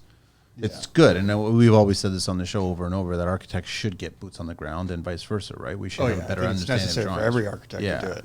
Yeah, But not every architect does that. No, I would say I'm one of very few. I think you're probably The 1%. Yeah, right. 100%. So, Yeah, I definitely think. but you so. did that consciously because you wanted to get a better understanding of what was involved.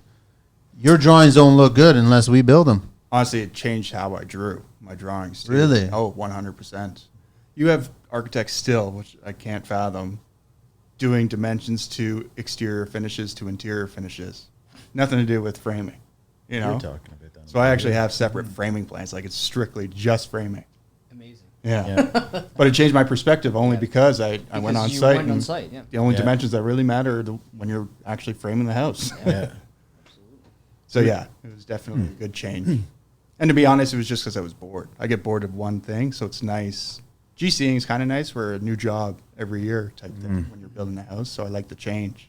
When you're stuck in an office all day, it gets kind of. But you haven't had a resistant client yet. Architecturally, I have. Architecturally, yeah, right? Yeah. But not GC. Not GC. No. It's like traveling from the moon to the Mars. Right? It's two different things. Yeah, it is two different things for sure. I mean, And I'm not fortunate encouraging that it happens, but it's just you stay long enough in the game, you become the I villain. was going to say, right? I'm fortunate enough I can pick and choose because it's not my primary gig, I would say. Like Yeah. The architectural aspect is. Yeah. So it's nice being able to be like, you know what, I'm going to build these two houses this year. And choose your clients accordingly. And how are you guys looking at it? It's a passion as well, right? And it's the pride in the work, and that's really what's the driving force is. You want to have attention to detail. You're going to have a safe and clean work site. All that's, if that's what you believe in, and that's what's going to happen, and you're just trying to get that across to the client. But ultimately, if I ever have a tough day and I'm like, why do I do this to myself? It's the passion for doing great work. You're just like, Yeah, that's I'm like 5, 10. Where's the rest of it? Why do I do this? Well, you know what's funny is that as much as like sometimes you're going through shit with a bad client or a bad experience that's going on, you'll be driving around town or taking care of your day-to-day or whatever, and you'll come across a job site, not yours, someone else's. And what do? We slow down and we take a look, and we take a look and we kind of nod. We nod at them. Yeah. Like we kind of just. Be like,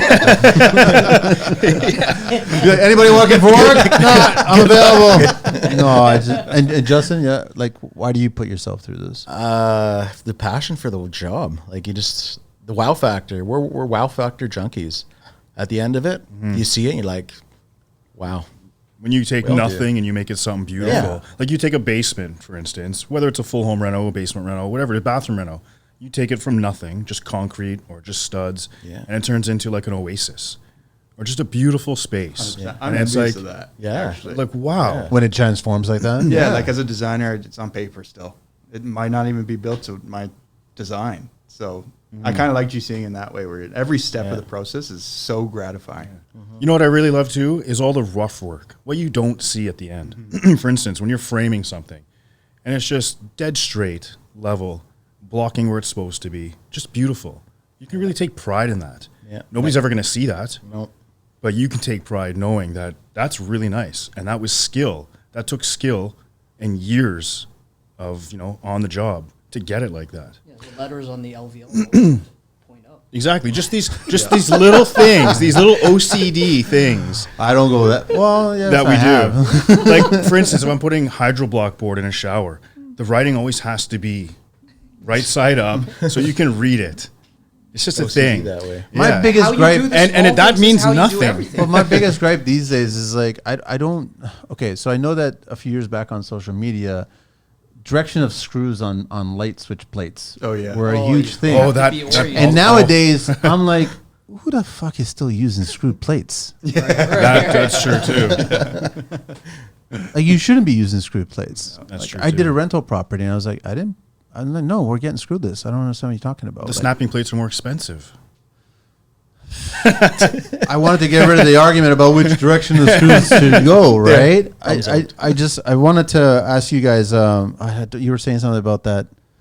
Fuck, I totally forgot. There was a question I was going to ask you about visiting the site. Sorry, I totally missed. I wanted to ask you guys, how do we improve this industry? What's the magic bullet? Manny. What do you mean, Manny? Manny's This stuff that he podcast, does. this podcast is going to change the industry. That's it. It's helping the industry, Yes. but you need more of these, right? You True. need more of these Yeah. conversations. More like-minded individuals. Yeah. I mean, this Like is becoming what a we have school, here. right? Yeah. Like, I'm getting wind from younger trades that are reaching out, going, "I love this show. I love that show. Yeah. I loved what this person had to say." And I was like, "Great." And then I also like the fact that you're getting people saying, I know you homeowners are listening. I know you are, right? Because I get a lot of trades saying a homeowner recognized my voice and recognized who I was and said, "I heard you on Construction Life." That's And very I'm nice. like, this is great. And then That's they'll send me awesome. that message. And I'm like, this is why I've done this show. That must be a good feeling for It's you. a great feeling. Yeah. Because now I remember that show and they said something positive. It's like, yeah, you talk for 90 minutes or 2 hours or whatever it is, and you get a homeowner that sticks and connects with something that someone said. And they're like, I want to work with And that's that the person. change. Yeah. Yeah. It just Right slowly. there. Oh, very slow. It works. To your right? point, where it's going to Construction. take decades, slowly but surely it will. I think it's It getting will. better in the last like 10 decades. Oh, I mean, yeah. 100 years? 10. I think it's gotten better in the last decade. Okay, yeah. It was like 100. Actually, it's gotten better. There was no safety harnesses on those iron workers on those towers, I right? just think the younger people are a little bit more adaptive and collaborative and actually talk, to your point, like actually being mutually Yeah. inclusive on problems. But they're also greedy financially. They Yes. think they're worth more than what they are. because their mortgage payment's $6,000 now instead of an older guy who's doesn't have a mortgage. Plus, they're driving around in a 6-figure pickup truck. Yeah. Yeah. Ollies, yeah. Well, to your question, how do we improve the Yeah. industry? We need to up the communication and education to our younger students coming out of high school. There's actually like almost a 20-year-old high school program called the specialist major in construction, and it's a way that the high schools actually allow students to get credits towards their their Ontario secondary school. What is this, every high school or? There are very specific high schools in the GTA that offer it, but one way that we've been trying to give back and engage with the community is to make connections with co-op counselors and things. So we have we're in the TDSB system. So Yep. when the students come up for their co-op programs, whether it's half day or full day, keep in mind you're not paying WSIB, you're not paying insurance. Like, this is all covered, but you need to be giving like a curriculum to a potential, like a high school student. You got to take the time out to train. Yeah, them. exactly. And so we don't take many students, but we've had over the last 3 years we've had 3. So Have they been positive experiences, like the kids? it's a learning curve for us as well. You've taken them, right, John? Like you, OYAP or no? No, not yet. Okay. We've had a couple come out of the college program. Okay. Yeah. So I mean, they went, they paid the money to be, to learn. The ones that we had, unfortunately, one's still with us today. One unfortunately is not with us. It wasn't a good fit personality wise. But they kind of got the short end of the stick because of the pandemic. They were unable to do a lot of the practical. So it was a lot of theory-based learning, Zoom learning, where they felt they had learned a lot. But it was very I disagree. We did as well. It was very humbling for them to kind of come in and see, what it is actually like, Hands-on changes everything. Oh, yeah, big. But, the one that's still with us has picked up, I would think tons of knowledge. I mean, he's, still got lots to go, but, he's had hands-on. He's been allowed to make mistakes. We're never going to penalize anybody for mistakes if they if they own their mistake. Yeah. So you learn from it. Yep, right? absolutely. It's the ones that repeat the mistakes constantly that Same ones. you get rid of. So. Yep. Have you taken on, Matt? Anybody? I have not. No. No. I've thought about it, but it's just, do I have that time to invest at this point in the game? Is what I'm fighting. Because I'm still hands-on a lot. Yeah. Whereas I'd like to transition and step back, and the advice that I've been given is to step back. I just have a hard time letting go. I don't know what it is. I didn't. I actually encouraged it. It was kind of fun where, because of social media, I was always approached to bring on more kids. They would reach out and I'm like, come by the job site. I don't care. And have you installed Shooter? Nope. Here you go. It's like, I'll give you a crash course how it is. I didn't want to start doing scratch code. It didn't make any sense to me. So I was giving them an opportunity that they probably would never get in school.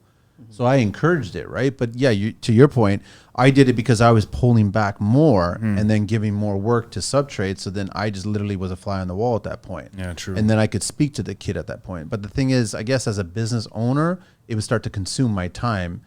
And that's where I started arguing with Luca Bocci when he was the CEO of OHVA. That's a different story.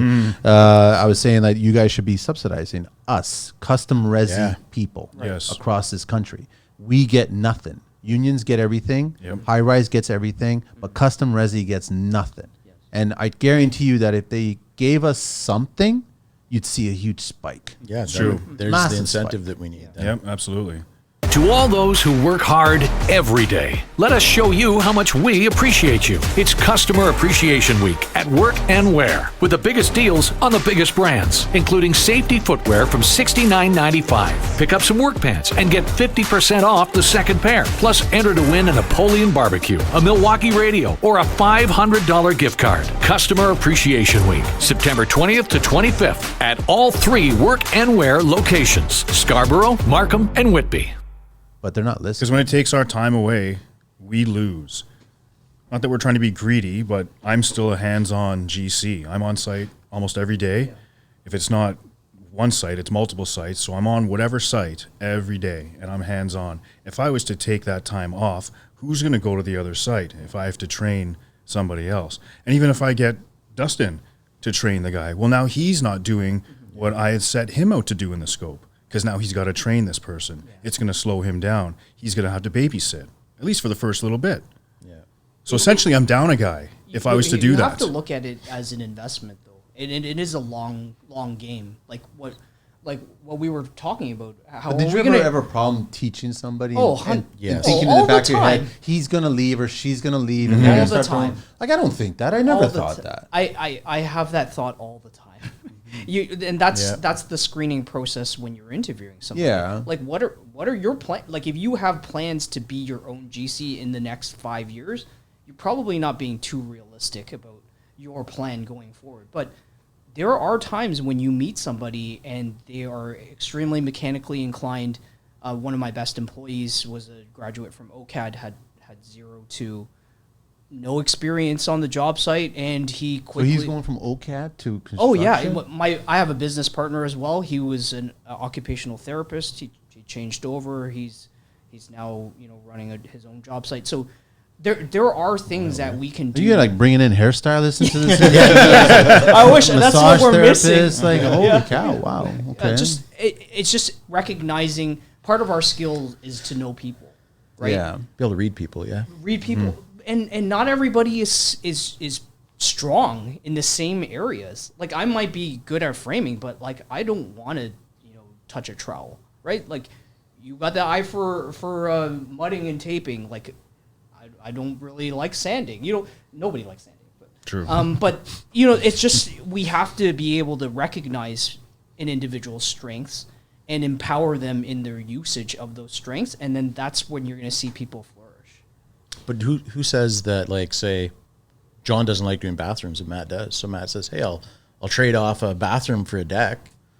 I got a But deck you won't over know here. that unless you start a conversation. That's what we got to start doing. That's why we're here. So I think Yeah. that social media, that's the one good thing that it's Yep. done, is Yep. that it's opened up opportunity for kids who are probably too nervous to approach somebody because they're thinking that, like it was very flattering. I would get a lot of, holy shit, I'm speaking to Manny from Hardcore Reynolds. And I was like, yeah, I'm just a guy that's like, yeah, bye.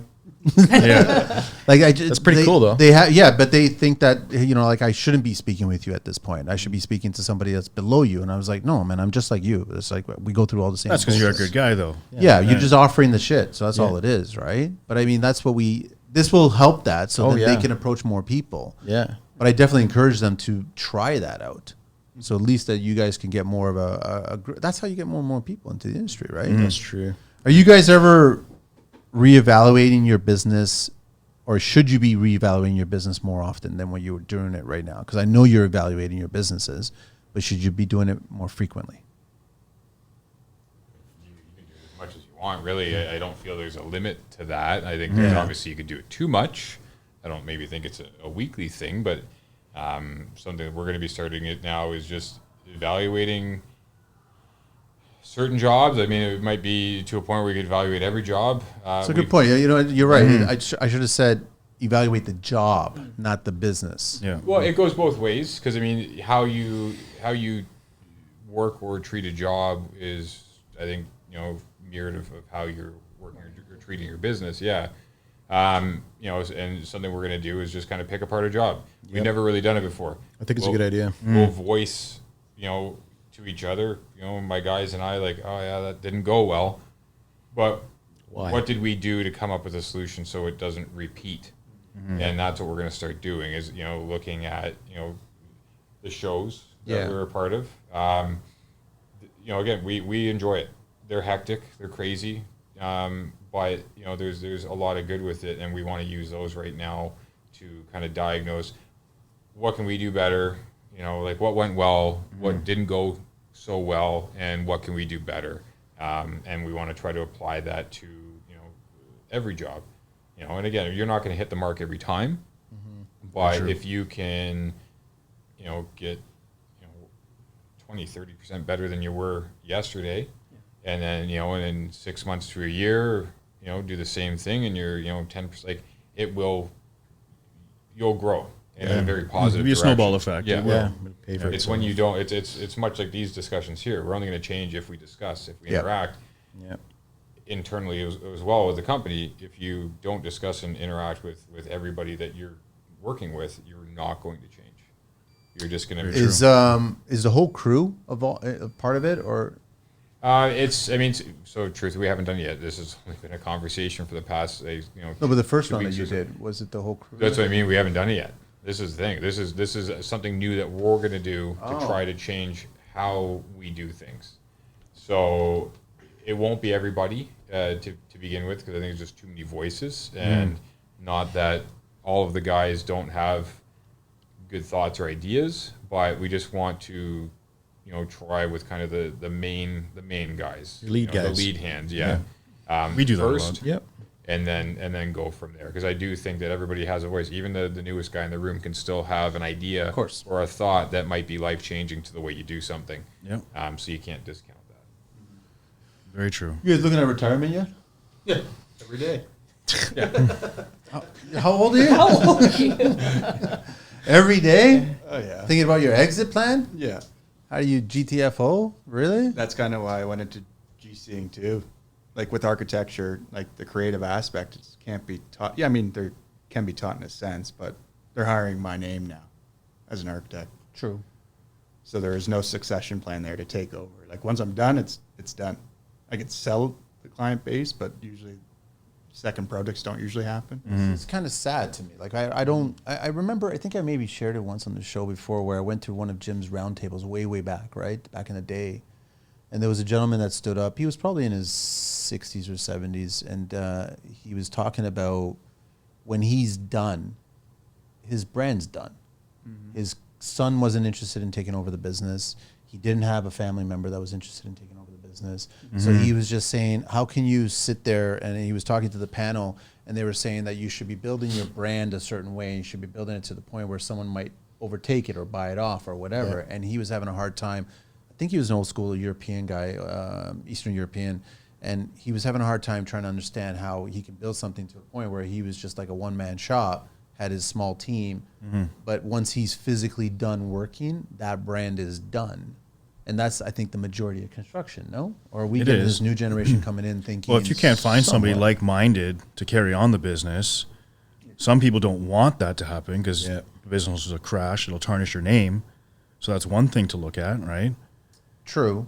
But you're on a boat now, so who cares? Yeah. But that's your baby, though. It's still your baby, Yeah. right? Yeah. Like, I don't want to If it's your name associated with it too. Exactly. Like, Yeah. if you're selling the business off with the clientele, and then all of a sudden, like, the clientele will still have your info. Yeah. They're going to reach out to you if something's happening, and you don't have any control. You have nothing to do with the business at that point. Yeah. So That's you hard. know, it's one of It's those just kind of things. sad because it seems that a lot of people that I meet through the industry, they spend a good chunk of time building their brand. Oh yeah. And they probably perfected towards the last 10 years of that brand building, and just for it to stop.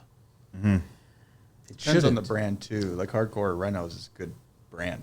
Yeah, but that brand is being shifted over to TCL now, right? Yeah, So yeah. it's like if someone wants to take this, then go But it's ahead and take it. interchangeable without you. Like Yeah. MacNeil Construction, Justin Shearer Design Studio, we're kind of just screwed ourselves there.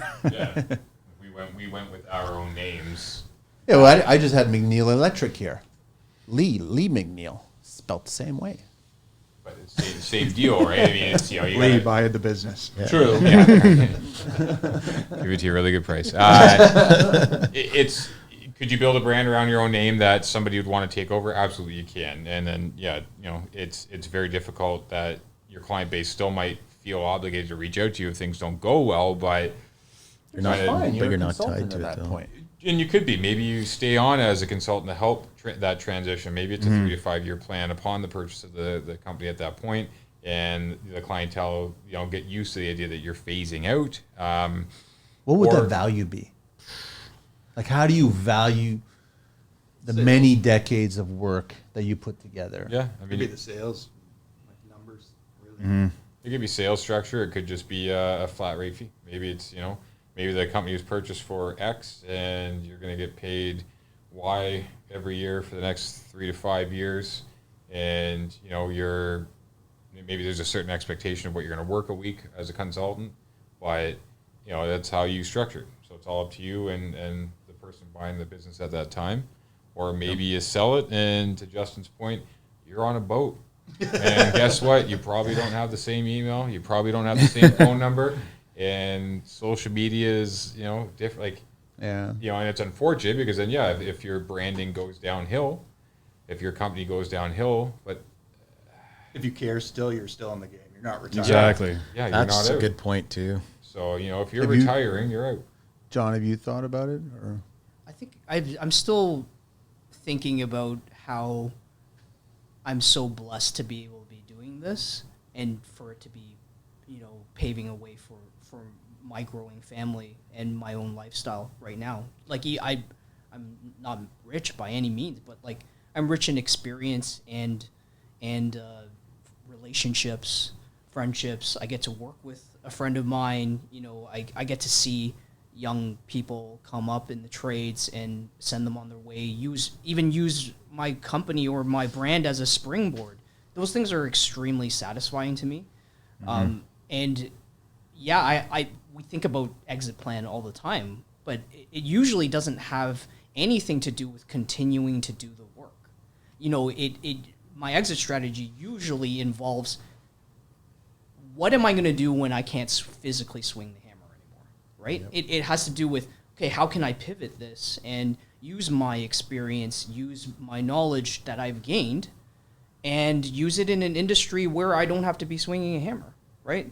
So I've thought about, like, you know, we have, you know, family properties, maybe property management, maybe taking care of, like, you know, rentals, you know, maybe doing a collective and building a cottage and renting it out on Airbnb. You know, there are a lot of skills that we have that can be leveraged into an exit plan that doesn't involve us actually physically doing the work.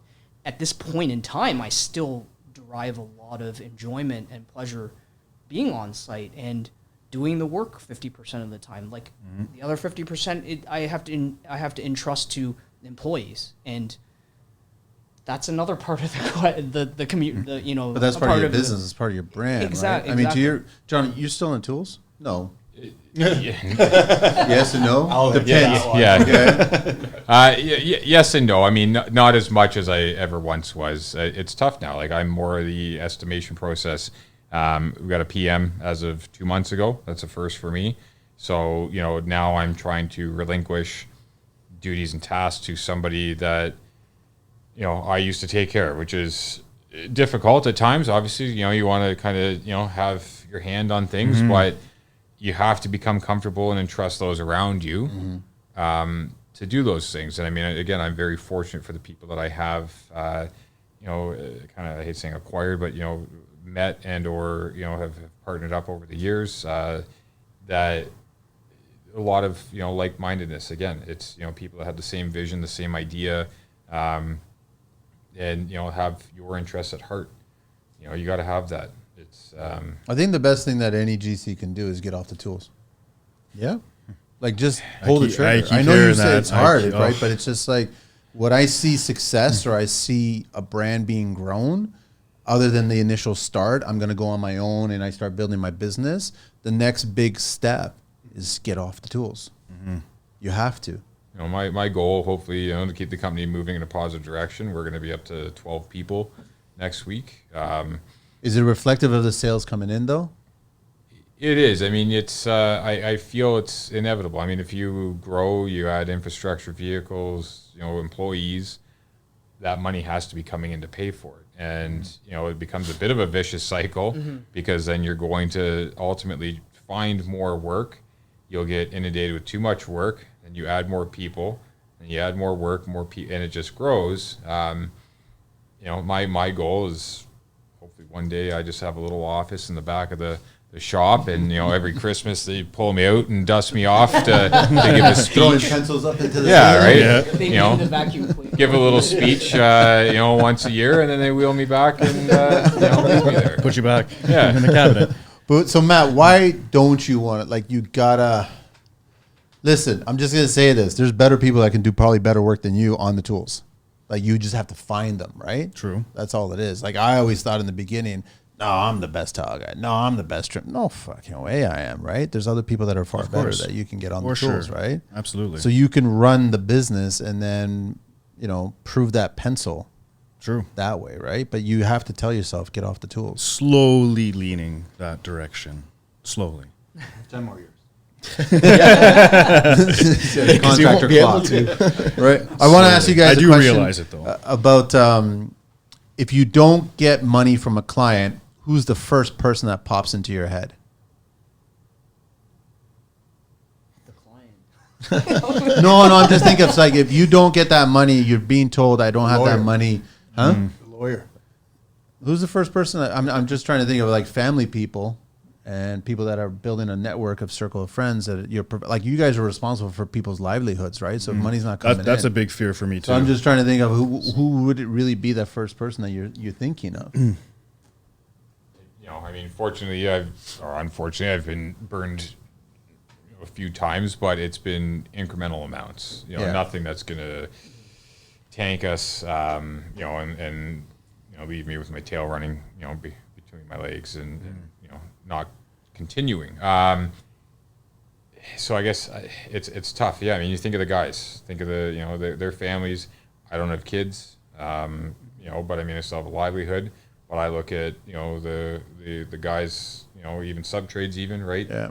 Everybody involved on that project as somebody that has to get paid regardless. Yeah. And that's the weight that we bear as a GC. And it's our role obviously to mitigate those issues. But again, I'm just thankful that it's been let's say sub 10 grand to where Justin's comment with a lawyer, it's not worth it. No, I've spoken to lawyers. Yeah. Spend more money trying to chase. Yeah. It's not worth I'll it. continue saying it, even though I just posted a show recently with a lawyer, and I have another lawyer show coming up soon. Just cut ties, right? Just walk away. I'm just saying, it's just how much do you value your time, Like And we your don't know how mental- much your time mental we have state. left on this planet, and you just have to look at how much do you value. And the unfortunate thing is that clients. I know Justin's got something to say, but I was just gonna say that was just a joke. I was just gonna say that I look at it like they know this too. They just know it. Yeah. They just know it that a smart GC will not fight this. An egotistical young GC is going to say, yeah, we're going to fight this. Yeah, true. And I'm telling you, the smart GC is going to end up better in the end. Yep, just walk away. It's the unfortunate thing. It's going to It, cost it, it comes down to, I find, I've been lucky that, knock on wood, I haven't had any bad instances like that. But I try and structure things so that doesn't happen. So the milestone payment plan with the clients, and the middle payment and the first payment are usually the biggest ones. And whether it's a 3 or 4 payment milestone or 5 payment milestone, the last payment is very minor, incremental. I can afford to lose that. But it's a statement that you should not even be telling yourself. But you have to be prepared. It happens, right? It happens. I know. You hear it all the time. So if you're not prepared, if you're not setting yourself up to weather that storm, it could really be damaging.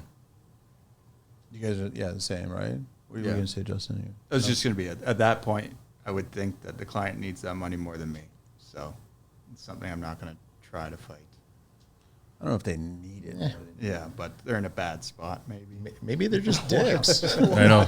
Just selfish. Sometimes you get that too. Yeah. Some guys are just dicks. They're like, Like, I don't why care. can't we just go back to the old days that clients thought that we could actually put you in concrete somewhere on some job site? Right? That could actually Go swimming with happen, the Says you cement can't. boots. right? But the good idea, like to your point, is the trust, the Yeah. third party. Building That that would be right off the phenomenal. bat. There was a program that started and then it got dissolved. Yeah, I heard something about that. It didn't take off, did it?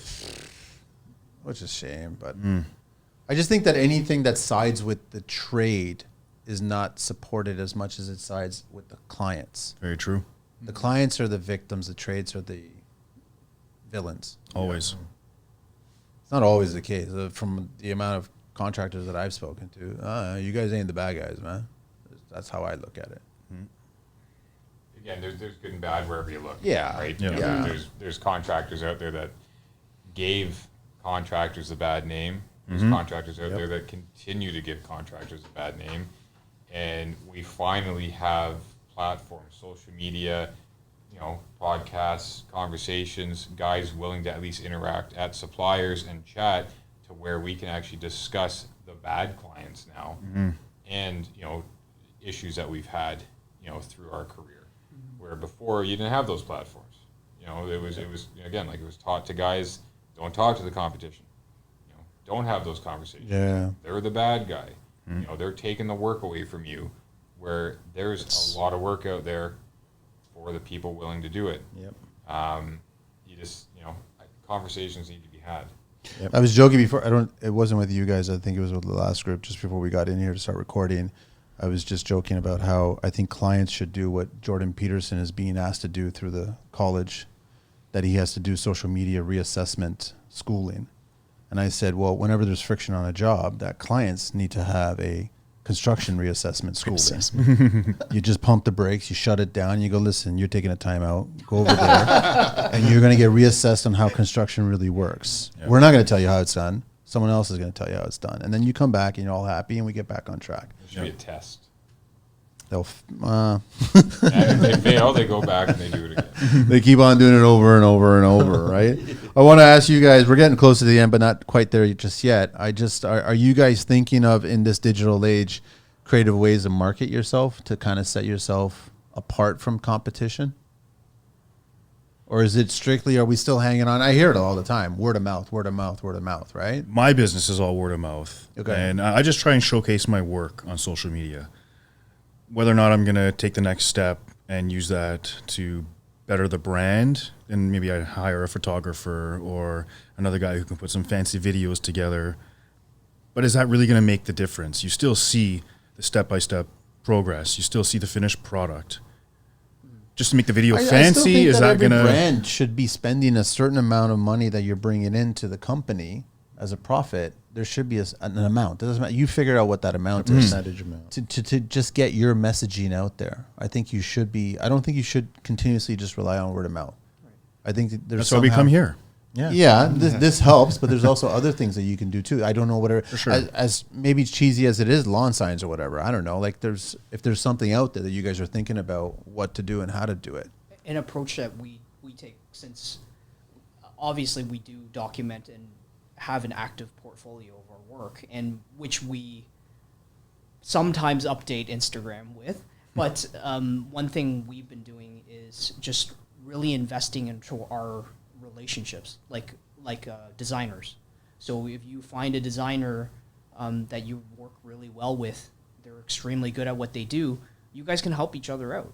It's same thing with construction like colleagues. You know, you're geared towards your specialty, right? So for us, we refer work to any number of designers who we've worked with in the past years that we had successful projects with, and they do the same thing with us. Yeah. And so our pool we are also primarily a referral-based company, because we can't handle, I don't, you know how like there's a lot of like KPIs online that say, oh, you know, you paid this amount of money and we get you this amount of sales.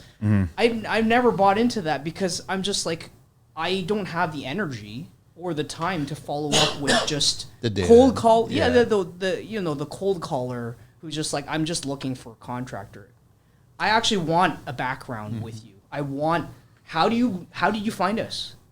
How do you know about us, right? That's important to me, right? Like, did I do work for your neighbor? Is your aunt, like, did I build that house for your aunt? Like, that's how I want to know how this work is coming into our funnel. So I haven't really spent that much in terms of advertising. It's more our day-to-day relationship. So my tile setter will send me, hey, I have a guy who needs a deck.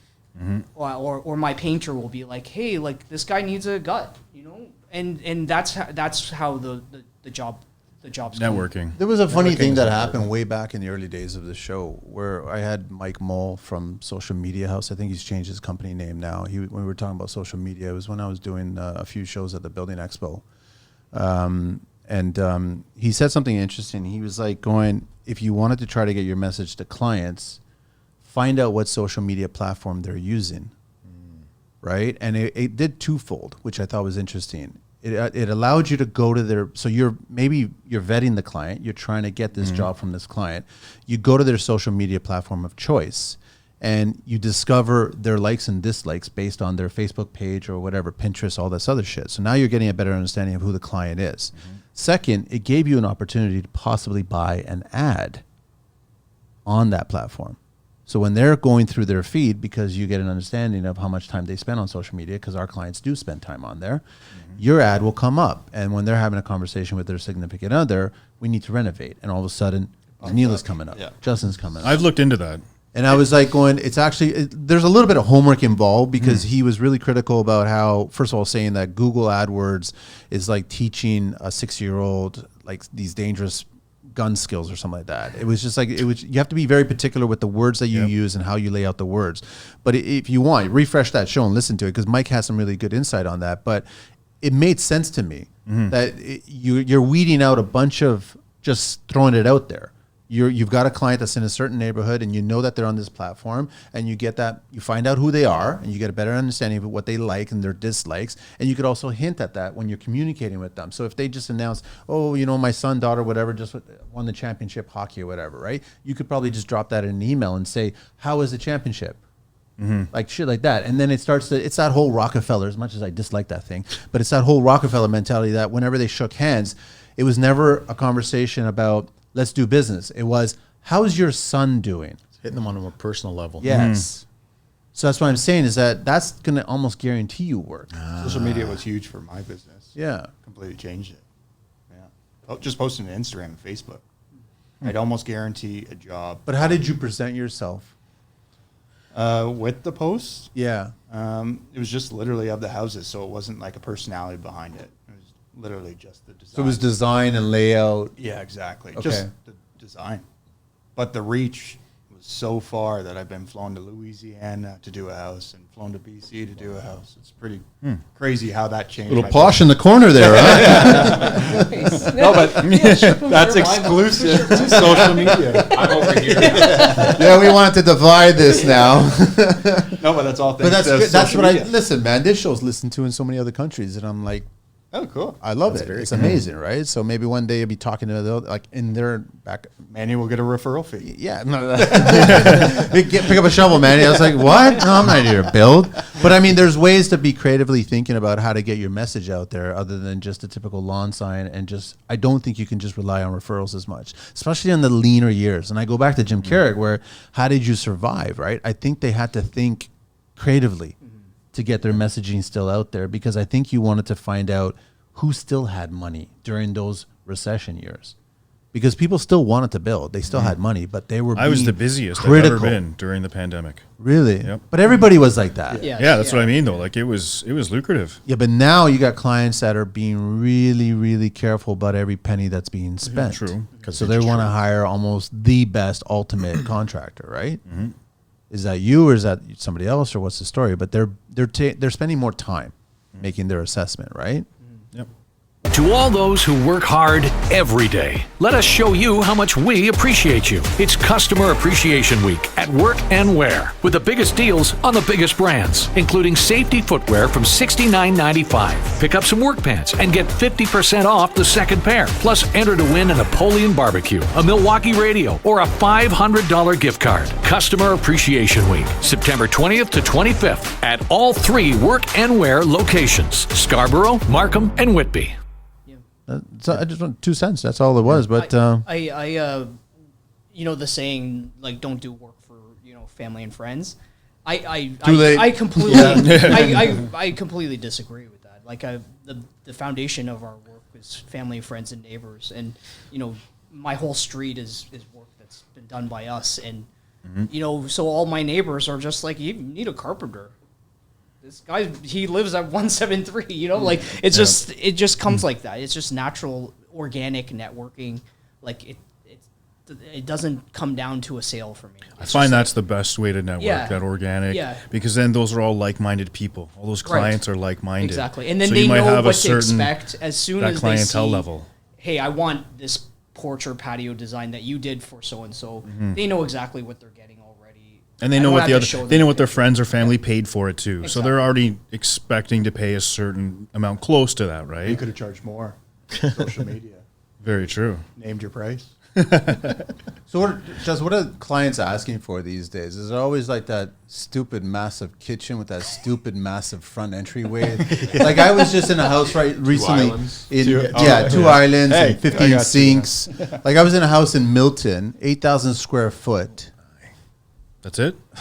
The front entryway leading into the kitchen was bigger than a 4-car garage. Oh, and yeah. It had a bridge from one side to the other side. And so you walk on this bridge that had to have been about 8 feet wide and probably spanning 20 feet or so. And I said, well, what's that for? Is that where like the elephant fountain's going to go? Like, I don't understand that. It just didn't, it felt very cold and not inviting. It didn't feel like a home to me. And this was still framed. I would say I'm in a different category because I'm with like-minded people who want design over square footage. But there are those clients that just want a big house. What's the point of that? Money. To look awesome. They like to show It's a flex, right? Yeah.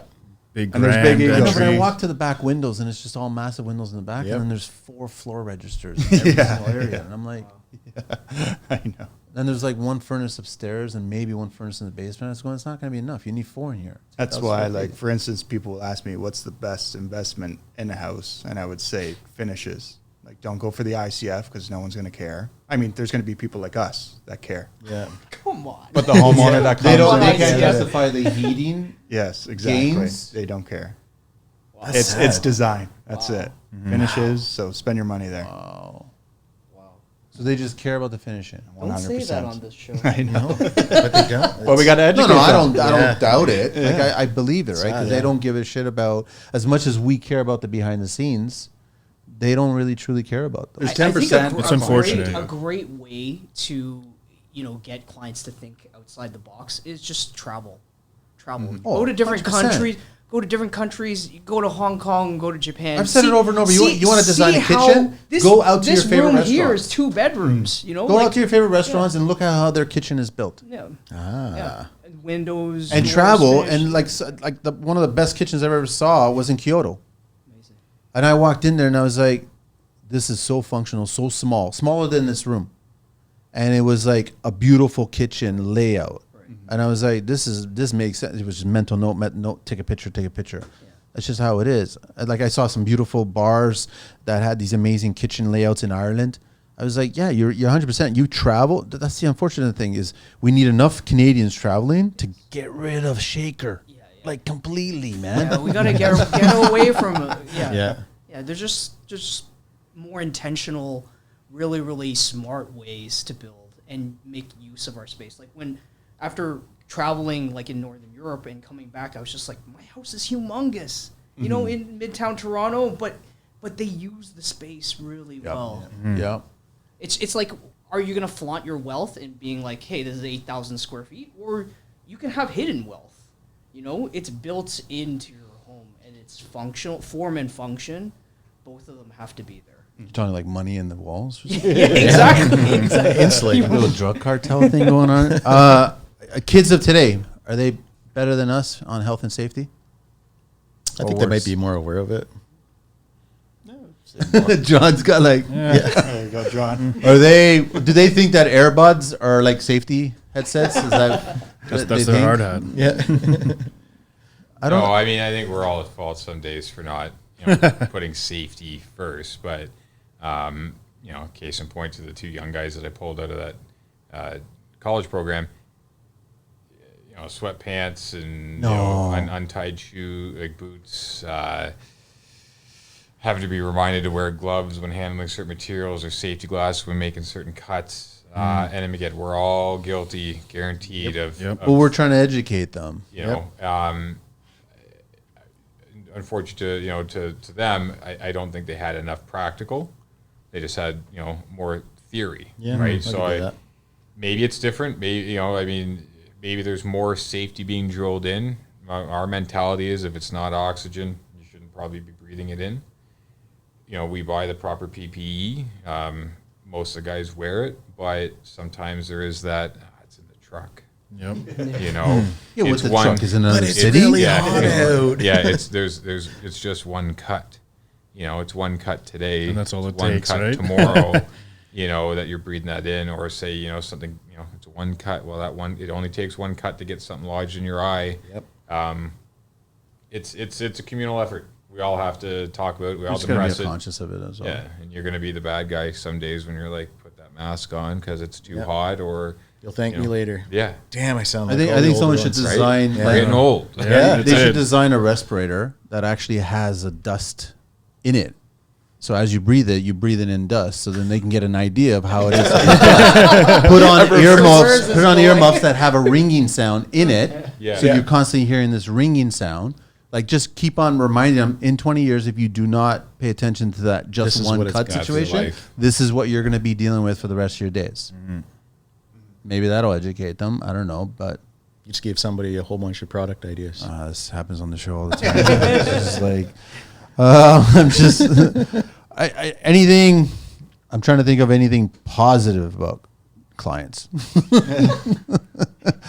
Well, they have all the money. That's just and I know that I got a lot of flack on a post I shared where it's like they're the least experienced of the people that are involved in the process, but they have all to say. Yeah, But because they have sometimes all you the money. do have some great experiences. Oh yeah. Like For we've been every building. 100, there's 99 great ones, and then maybe one. We've been doing like a garage or something, and the guy goes out fishing and comes back and I caught a bunch of fish. We always want some fish for lunch. We're like, really? And then at the end of the day, those early days of construction, man, the job, you know, Yeah. There are a few good clients like that where they offer you Things lunch, are, hey, beverages all the time, come just have- being nice, overly nice, which is a nice change to the norm. Yeah. Normally people just, they don't want you to be seen or heard. Just go get it done. Don't bother me. Don't make so much noise. can But do you it guys have a more? line drawn when it's like too friendly? I always get a little cautious. Well, you get weary, right? being too friendly, right? I think it's more my problem. Is I that? overstep. Yeah, I'm too nice to people. I get trampled. and then they take advantage of it. Oh, 100%. Well, I say that if you're the nice guy, then you're going to get taken advantage of. If you're the asshole, then you won't take it. Like Nice people- guys finish last. Yeah, like revisions on projects. Like I don't even bill anymore. Like, Well, once you I are a become GC, friends- John. It's like you are finishing last, man. Yeah. But I always like it's. I think you have to separate it. It's still a business. You're still making money. As much as we want to be people pleasing, it's We still are a in this to business. make money, yes. Yeah, right. Still, you have to make your profit, right? True. But I think that's a constant reminder where you keep on joking. Maybe it's not a joke, but you just keep on telling them that this is how it really is, right?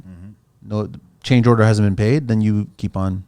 Listen, man, I'm gonna have a 4-day weekend if the check doesn't come, right? Yep. And just keep on maybe make it a comedy routine out of it, right? So that they could just, I don't know, stand up construction. I don't know. Like, it's just so they like, no, you gotta fucking pay me. Like it's just it has to. But on happen. a serious note, It's- really, you got Yeah, you gotta pay me seriously, right? No, I have clients all the time asking when the next. They're just like, "Can we give you the next check?" Like we're seeing the progress on the job. It seems like it's reaching the milestone. Can we pay you the next check? We rarely have issues. That's good. with the last payment. Yeah. Rarely, very rare. But you attribute that strictly for communication because you guys have kept everything as transparent as possible, right? Yes. Yeah. And also rarely have we had clients just saying, "Oh, you haven't reached this milestone yet, and I'm going to give you the check anyway." So it's part and parcel with the project progression, right? So you have to make sure that they know your milestone payments are attributable to the trades that you need to pay. Exactly. Right. So if you're not paying that, the work's not going to continue. Right. How's your relationship, Justin, with, I guess, twofold with inspectors? Because do they know that you're coming from the architect side and Yeah. you're- Oh, phenomenal. It's Okay. almost So they get paved it? the way. So they already know me before I even have a job on the job site. So yeah, I've sat depending on the city, right? Like if I have a new city that I'm working in, obviously I don't know the inspectors there, but for the most part, they're referring me work even though they're not supposed to. But. Is it like they look at you and you're like 2 stars on your... Pretty much. They look at John and he's like, you got 1 star.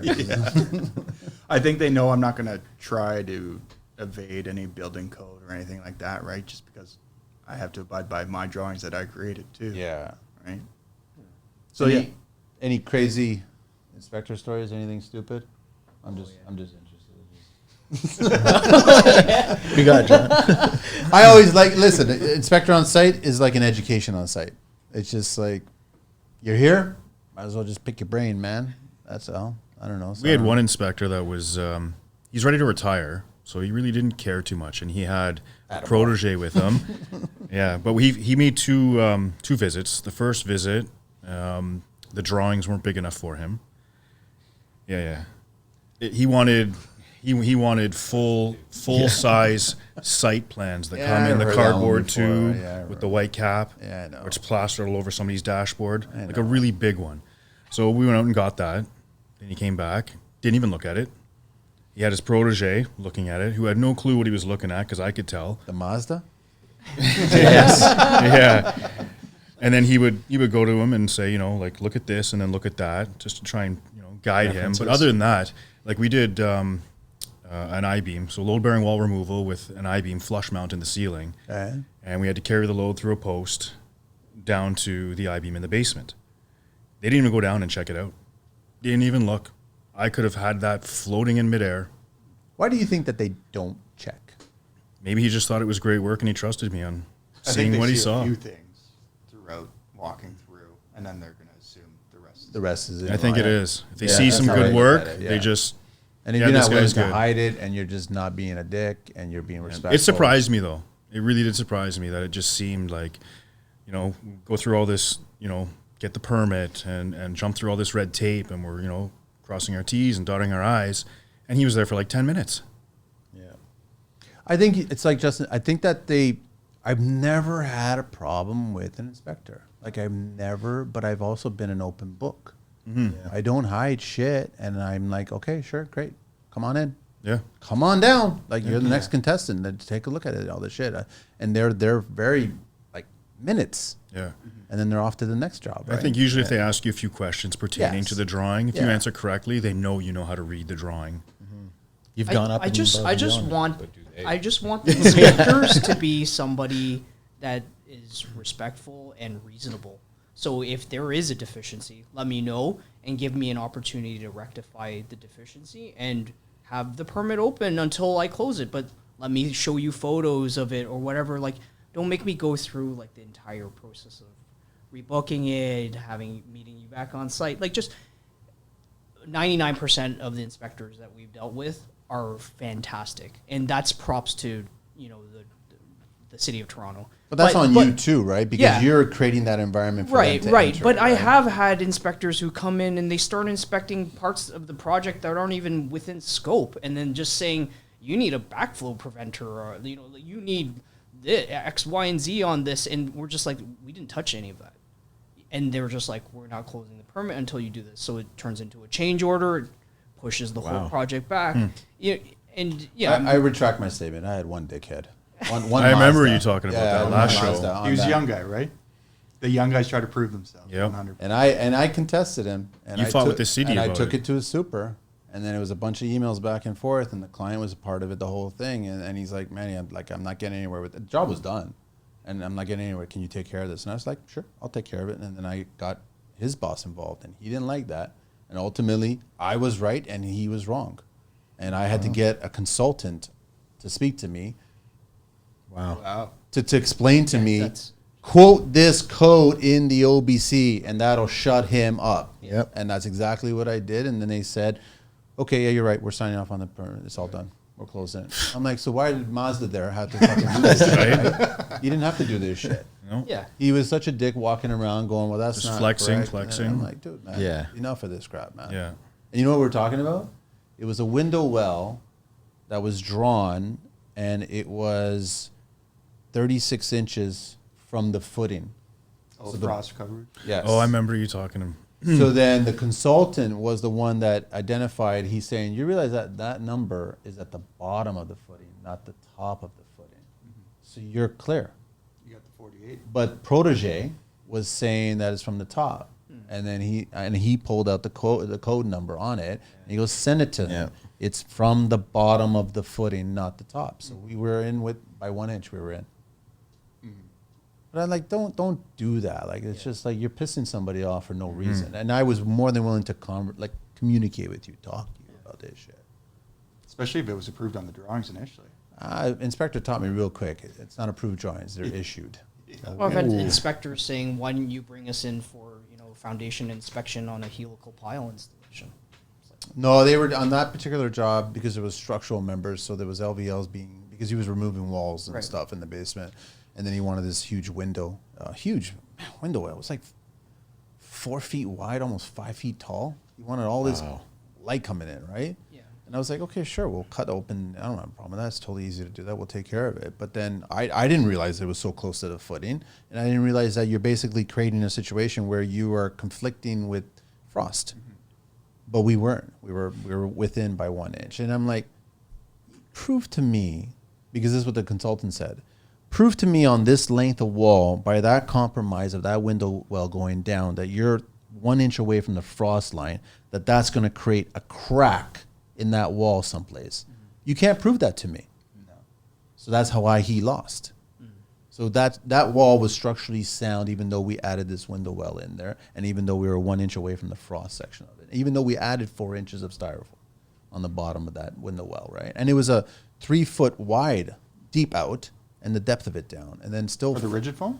no, the rigid foam was 4 inches below the window's bottom into the grade, but the depth of the window well was 3 feet by the 4 feet. Yeah. It's huge. So you just negated it, though, too, with the rigid foam. Like, Yeah. right there is... So that's why it was like, that's why the consultant kept on saying, you're putting foam. Yeah. Like the foam is like what's doing it. Even at the bottom of a walkout with a concrete step, that foam at the bottom of it there, it still makes sense. So you cannot compromise the rest of the concrete wall from that point. So it's just like Protege boy, he had to go away, right? It was just, but you learn, right? Because I didn't know. Like, I did not know that. But then I spoke with Glenn, who was on the show, and retired OBC guy. And then he said, listen, I'll talk to Mike. and I got a hold of Mike from an independent engineer consulting firm. I was like, you got to come on the show, dude. We got to talk more of this shit, right? So trying to get him on the show. Networking. No, but that's what's good about it is, where do these kids are supposed to get this education from? Because they would be nervous to contact somebody like that. And you can't speak to the inspector about that because they won't tell you. And there's no way I'm going to read the OBC. There's no way. It's a good napping thing. Like, it's insane. As much as Trax is a good option where you can just type it in and do a search and you can get it. It's almost like ChatGPT now, which is pretty cool. You can get a lot more refined and get right to it faster. But it's still language that doesn't make any sense, right? What does that mean? Because builders didn't write it. Lawyers wrote it. It's interpretive, right? Yes. It's always fun. It's always fun. But I mean, I definitely would tell young trades that are getting in, don't pay attention to, you'll never know everything. It's impossible. But you can network with a bunch of people that have been through similar situations, and then they'll give you their insight. And then you can use that insight as a discussion, not an argument, as a discussion. Yep. Like, I don't want to crack in that wall, and I don't want that wall to collapse, and I don't want any of that shit to happen. But don't tell me that I'm breaking code, because I'm not. Just because you're a young kid, and trust me, you didn't read that whole OBC either. What is it like? I'm not dismissing it because inspectors do listen to the show, but there are a few tests that you got to write, and then you all of a sudden become an inspector. And I go back to, you should really be boots on the ground. Yes, I agree. Yeah. Even as a designer, that had to get a stand.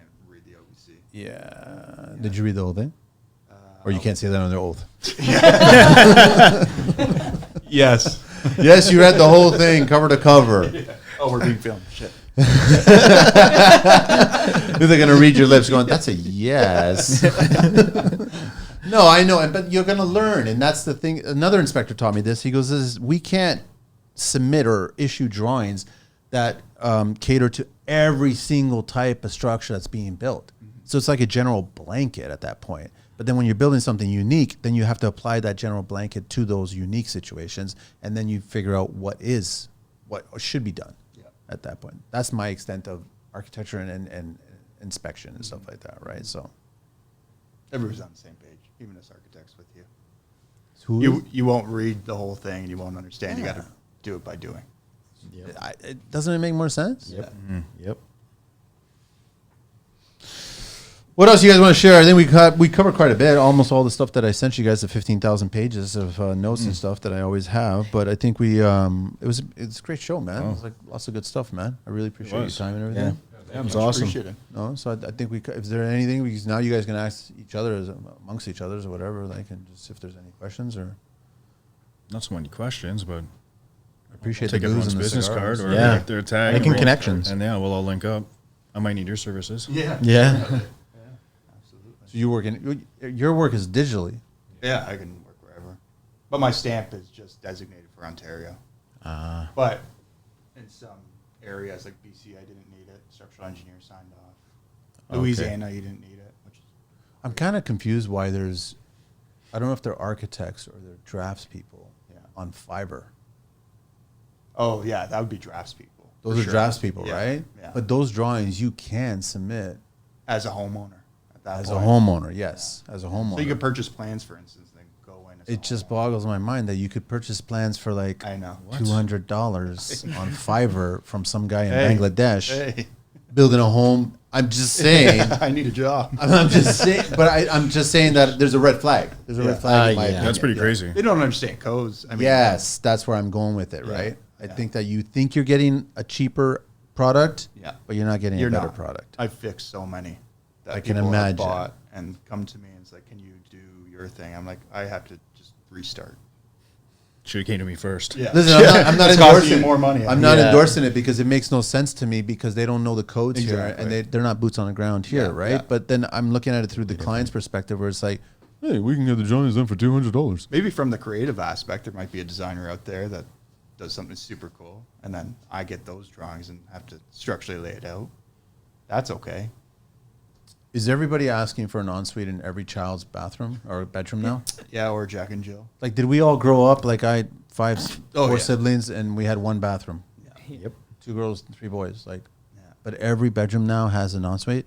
Or Jack and Jill. Yeah, I'm like a finding that shared- too. Yeah, the Jack and Jack, Jack Jill, We whatever. have 2 bathrooms upstairs, but the kids still use our bathroom. I custom built my house and just Because did you one guys for renovated 3. your bathroom and not their bathroom.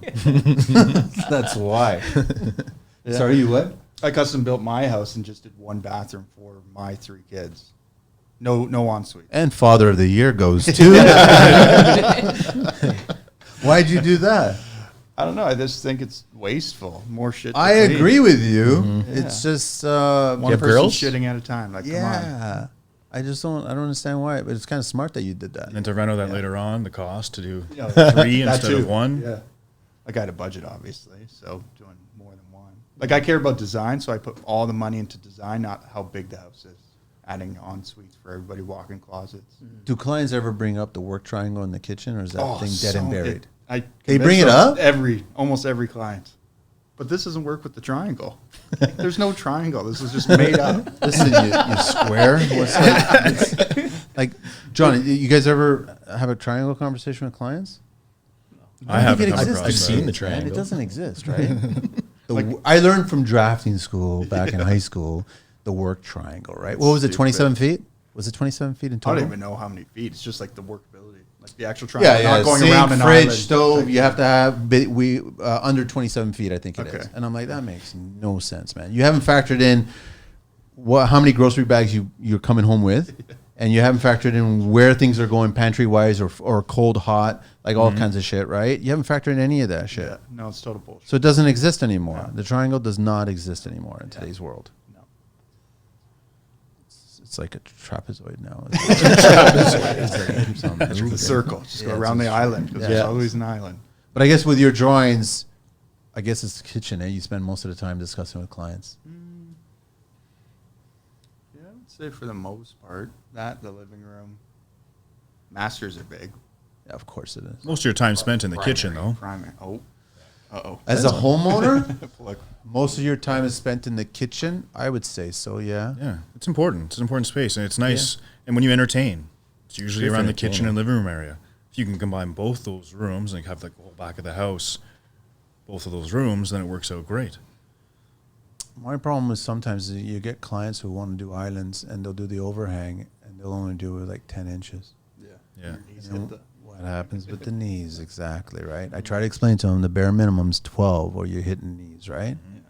Well, we're little people. You're not that little. And they don't understand certain rules. And I also don't like certain designers making space between perimeter and island 36 inches. Oh, standard at minimum would be 42. 42, yeah. Ideally, if you can, 48. 48, yeah. Like you look at the client's bums, you're like, yeah, you guys need 48. Nice. What are you saying? I go, you need 48. That's all I'm saying. All right. It's just either that or a Peloton. No, not a Peloton. Not a Peloton. Sorry, not a Peloton. There's been a lot of flack with them, man. Thanks, man. I really appreciate it, guys. I really Thank you. it's Yeah, been thanks a for good having us. Conversation. It's nice being back. Yeah, it's always good to. Always welcome back. Come back and do more. bet. You guys want to come back and do a solo show? By all means, you have to sing. What did you say?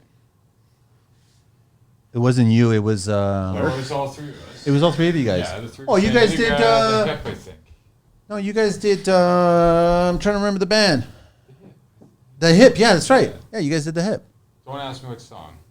What did you do, Matt? You did SpongeBob SpongeBob SquarePants. SquarePants. Yeah. It's funny how you start identifying people with certain songs. Yeah. And someone recently did Shark Baby, right? They're like, yeah. That probably I was gonna say, have Justin on. He can do Baby Shark. Yeah, for sure. Baby Shark, man. It was fun. So if you guys want to share your deets again to let everybody know, and then we can wrap it up. I'm just with Matt at we're Rescom. Rescom General Contracting Incorporated. You can reach me on Instagram at rescom_GC. Business My is phone number good? there. Business is great. Yeah? I'm booking into Staying next in year. your neck so of it's the woods good. on the east side? Yeah, Yeah. Busy out on the east side? it is. Yeah, very busy. Good. Got a couple of big jobs I'm doing now that's going to carry me into the new year. So that's awesome. There's some more options to possibly go to Peterborough and Lindsay, which is a little bit stretched out, but I'll go. Which way is Lindsay? Even further east or is East, it yeah. north? No, east? Because Yeah. I'm in Oshawa now. Okay. So then I would go towards the 115. So east, and then north on the 115. Nice. So it's about a 45 minutes to an hour drive. So depending on what it is, I'll go. for a powder room Factors rental, into I your won't profit, go. right? You got to figure out exactly. Yeah, if it's got to be worth it, right? When you go Yeah. for a long distance, a farther distance, like for instance, if I was coming to your neck of the woods, all the way from Oshawa, it better be like a whole house renovation or like an addition or something. I'm not going to come to renovate your bathroom. Just get a bunch of projects on its way, so you can just do a roof. Exactly, right? Because it comes down to traffic plays a big part of my decisions Especially in nowadays. Toronto. It's crazy. It's crazy. It's bad. So That's why I moved north. Where are you? I'm Barrie. in his neck of the woods. Barry's now. getting busy, guys. Well, I'm north of- When I'm I was north of up that. there, I was Yeah, like, "What's Barrie with all is- these people up here, man?" it is busy. I'm Oro Medante now. Where's that? Exactly. How far? Stay away. You won't catch There's me no up there. cottages You catch there. me, you'd be like, "Listen, the apocalypse is coming." All right. No, it's between Barrie and Aurelia. It's that town between. Oh, okay, between all Oro. right. Yeah, I was up there really recently. Yeah, it's a little bit dry. just farmland and Yeah. Lake Simcoe. For now. For now. For now. What are the deets again? Justin Sherry Design Studio. The tag for the Instagram's the same, and my building company is new. Bowen Inc. Means to build in Dutch. Was it Dutch background? Yeah. Both parents. Just the one actually. Okay. The one that keeps Clever. in touch. How about that? Okay, we'll get into family therapy now. And on our next session. And John. We're still MacNeil Construction, or I guess MacNeil Construction Inc. now, but just going by MacNeil Construction. Find us on Instagram with that, and yeah, still rocking out in Barrie, doing what we can in the GBA. We'll go, like a 1 hour radius typically. That But far, again, huh? it's got to make sense. It right? makes yeah, sense. Yeah. exactly. So yeah, we just do what we do, have fun, Nice. stay busy. And John. Jon at 11northconstruction.com, and same tag for Instagram. And I'm just happy to be part of this conversation. Thanks so Wanna much, see man. it. I know it was a you. short Continue, notice, yeah. literally short notice. It's like, Manny meet John, John meet Manny. Hey, you want to come on the show? It's simple as that, man. That's how it goes. No, it's been a pleasure having you on the show, man. So Thank you it's so all much. good. I do want to do. I just want to confirm because he finally did send me a text here. Yeah, Customer Appreciation Week at Work and Wear, September 20th to 25th. You can get them at all three stores, which are 2977 King Street Road in Toronto, 1751 Victoria Street East in Whitby, and 7701 Woodbine Avenue, Unit 4 in Markham. That's it. So he's going to have a crap load of, I think he told me not to swear, the sales going on. He's basically, the whole store's on sale. So that's it. Work and Wear, man. We're done. Awesome. All right, thanks. Thanks, guys. I really appreciate it. That was a great show. Thank you so much, Angelina. We are out of here.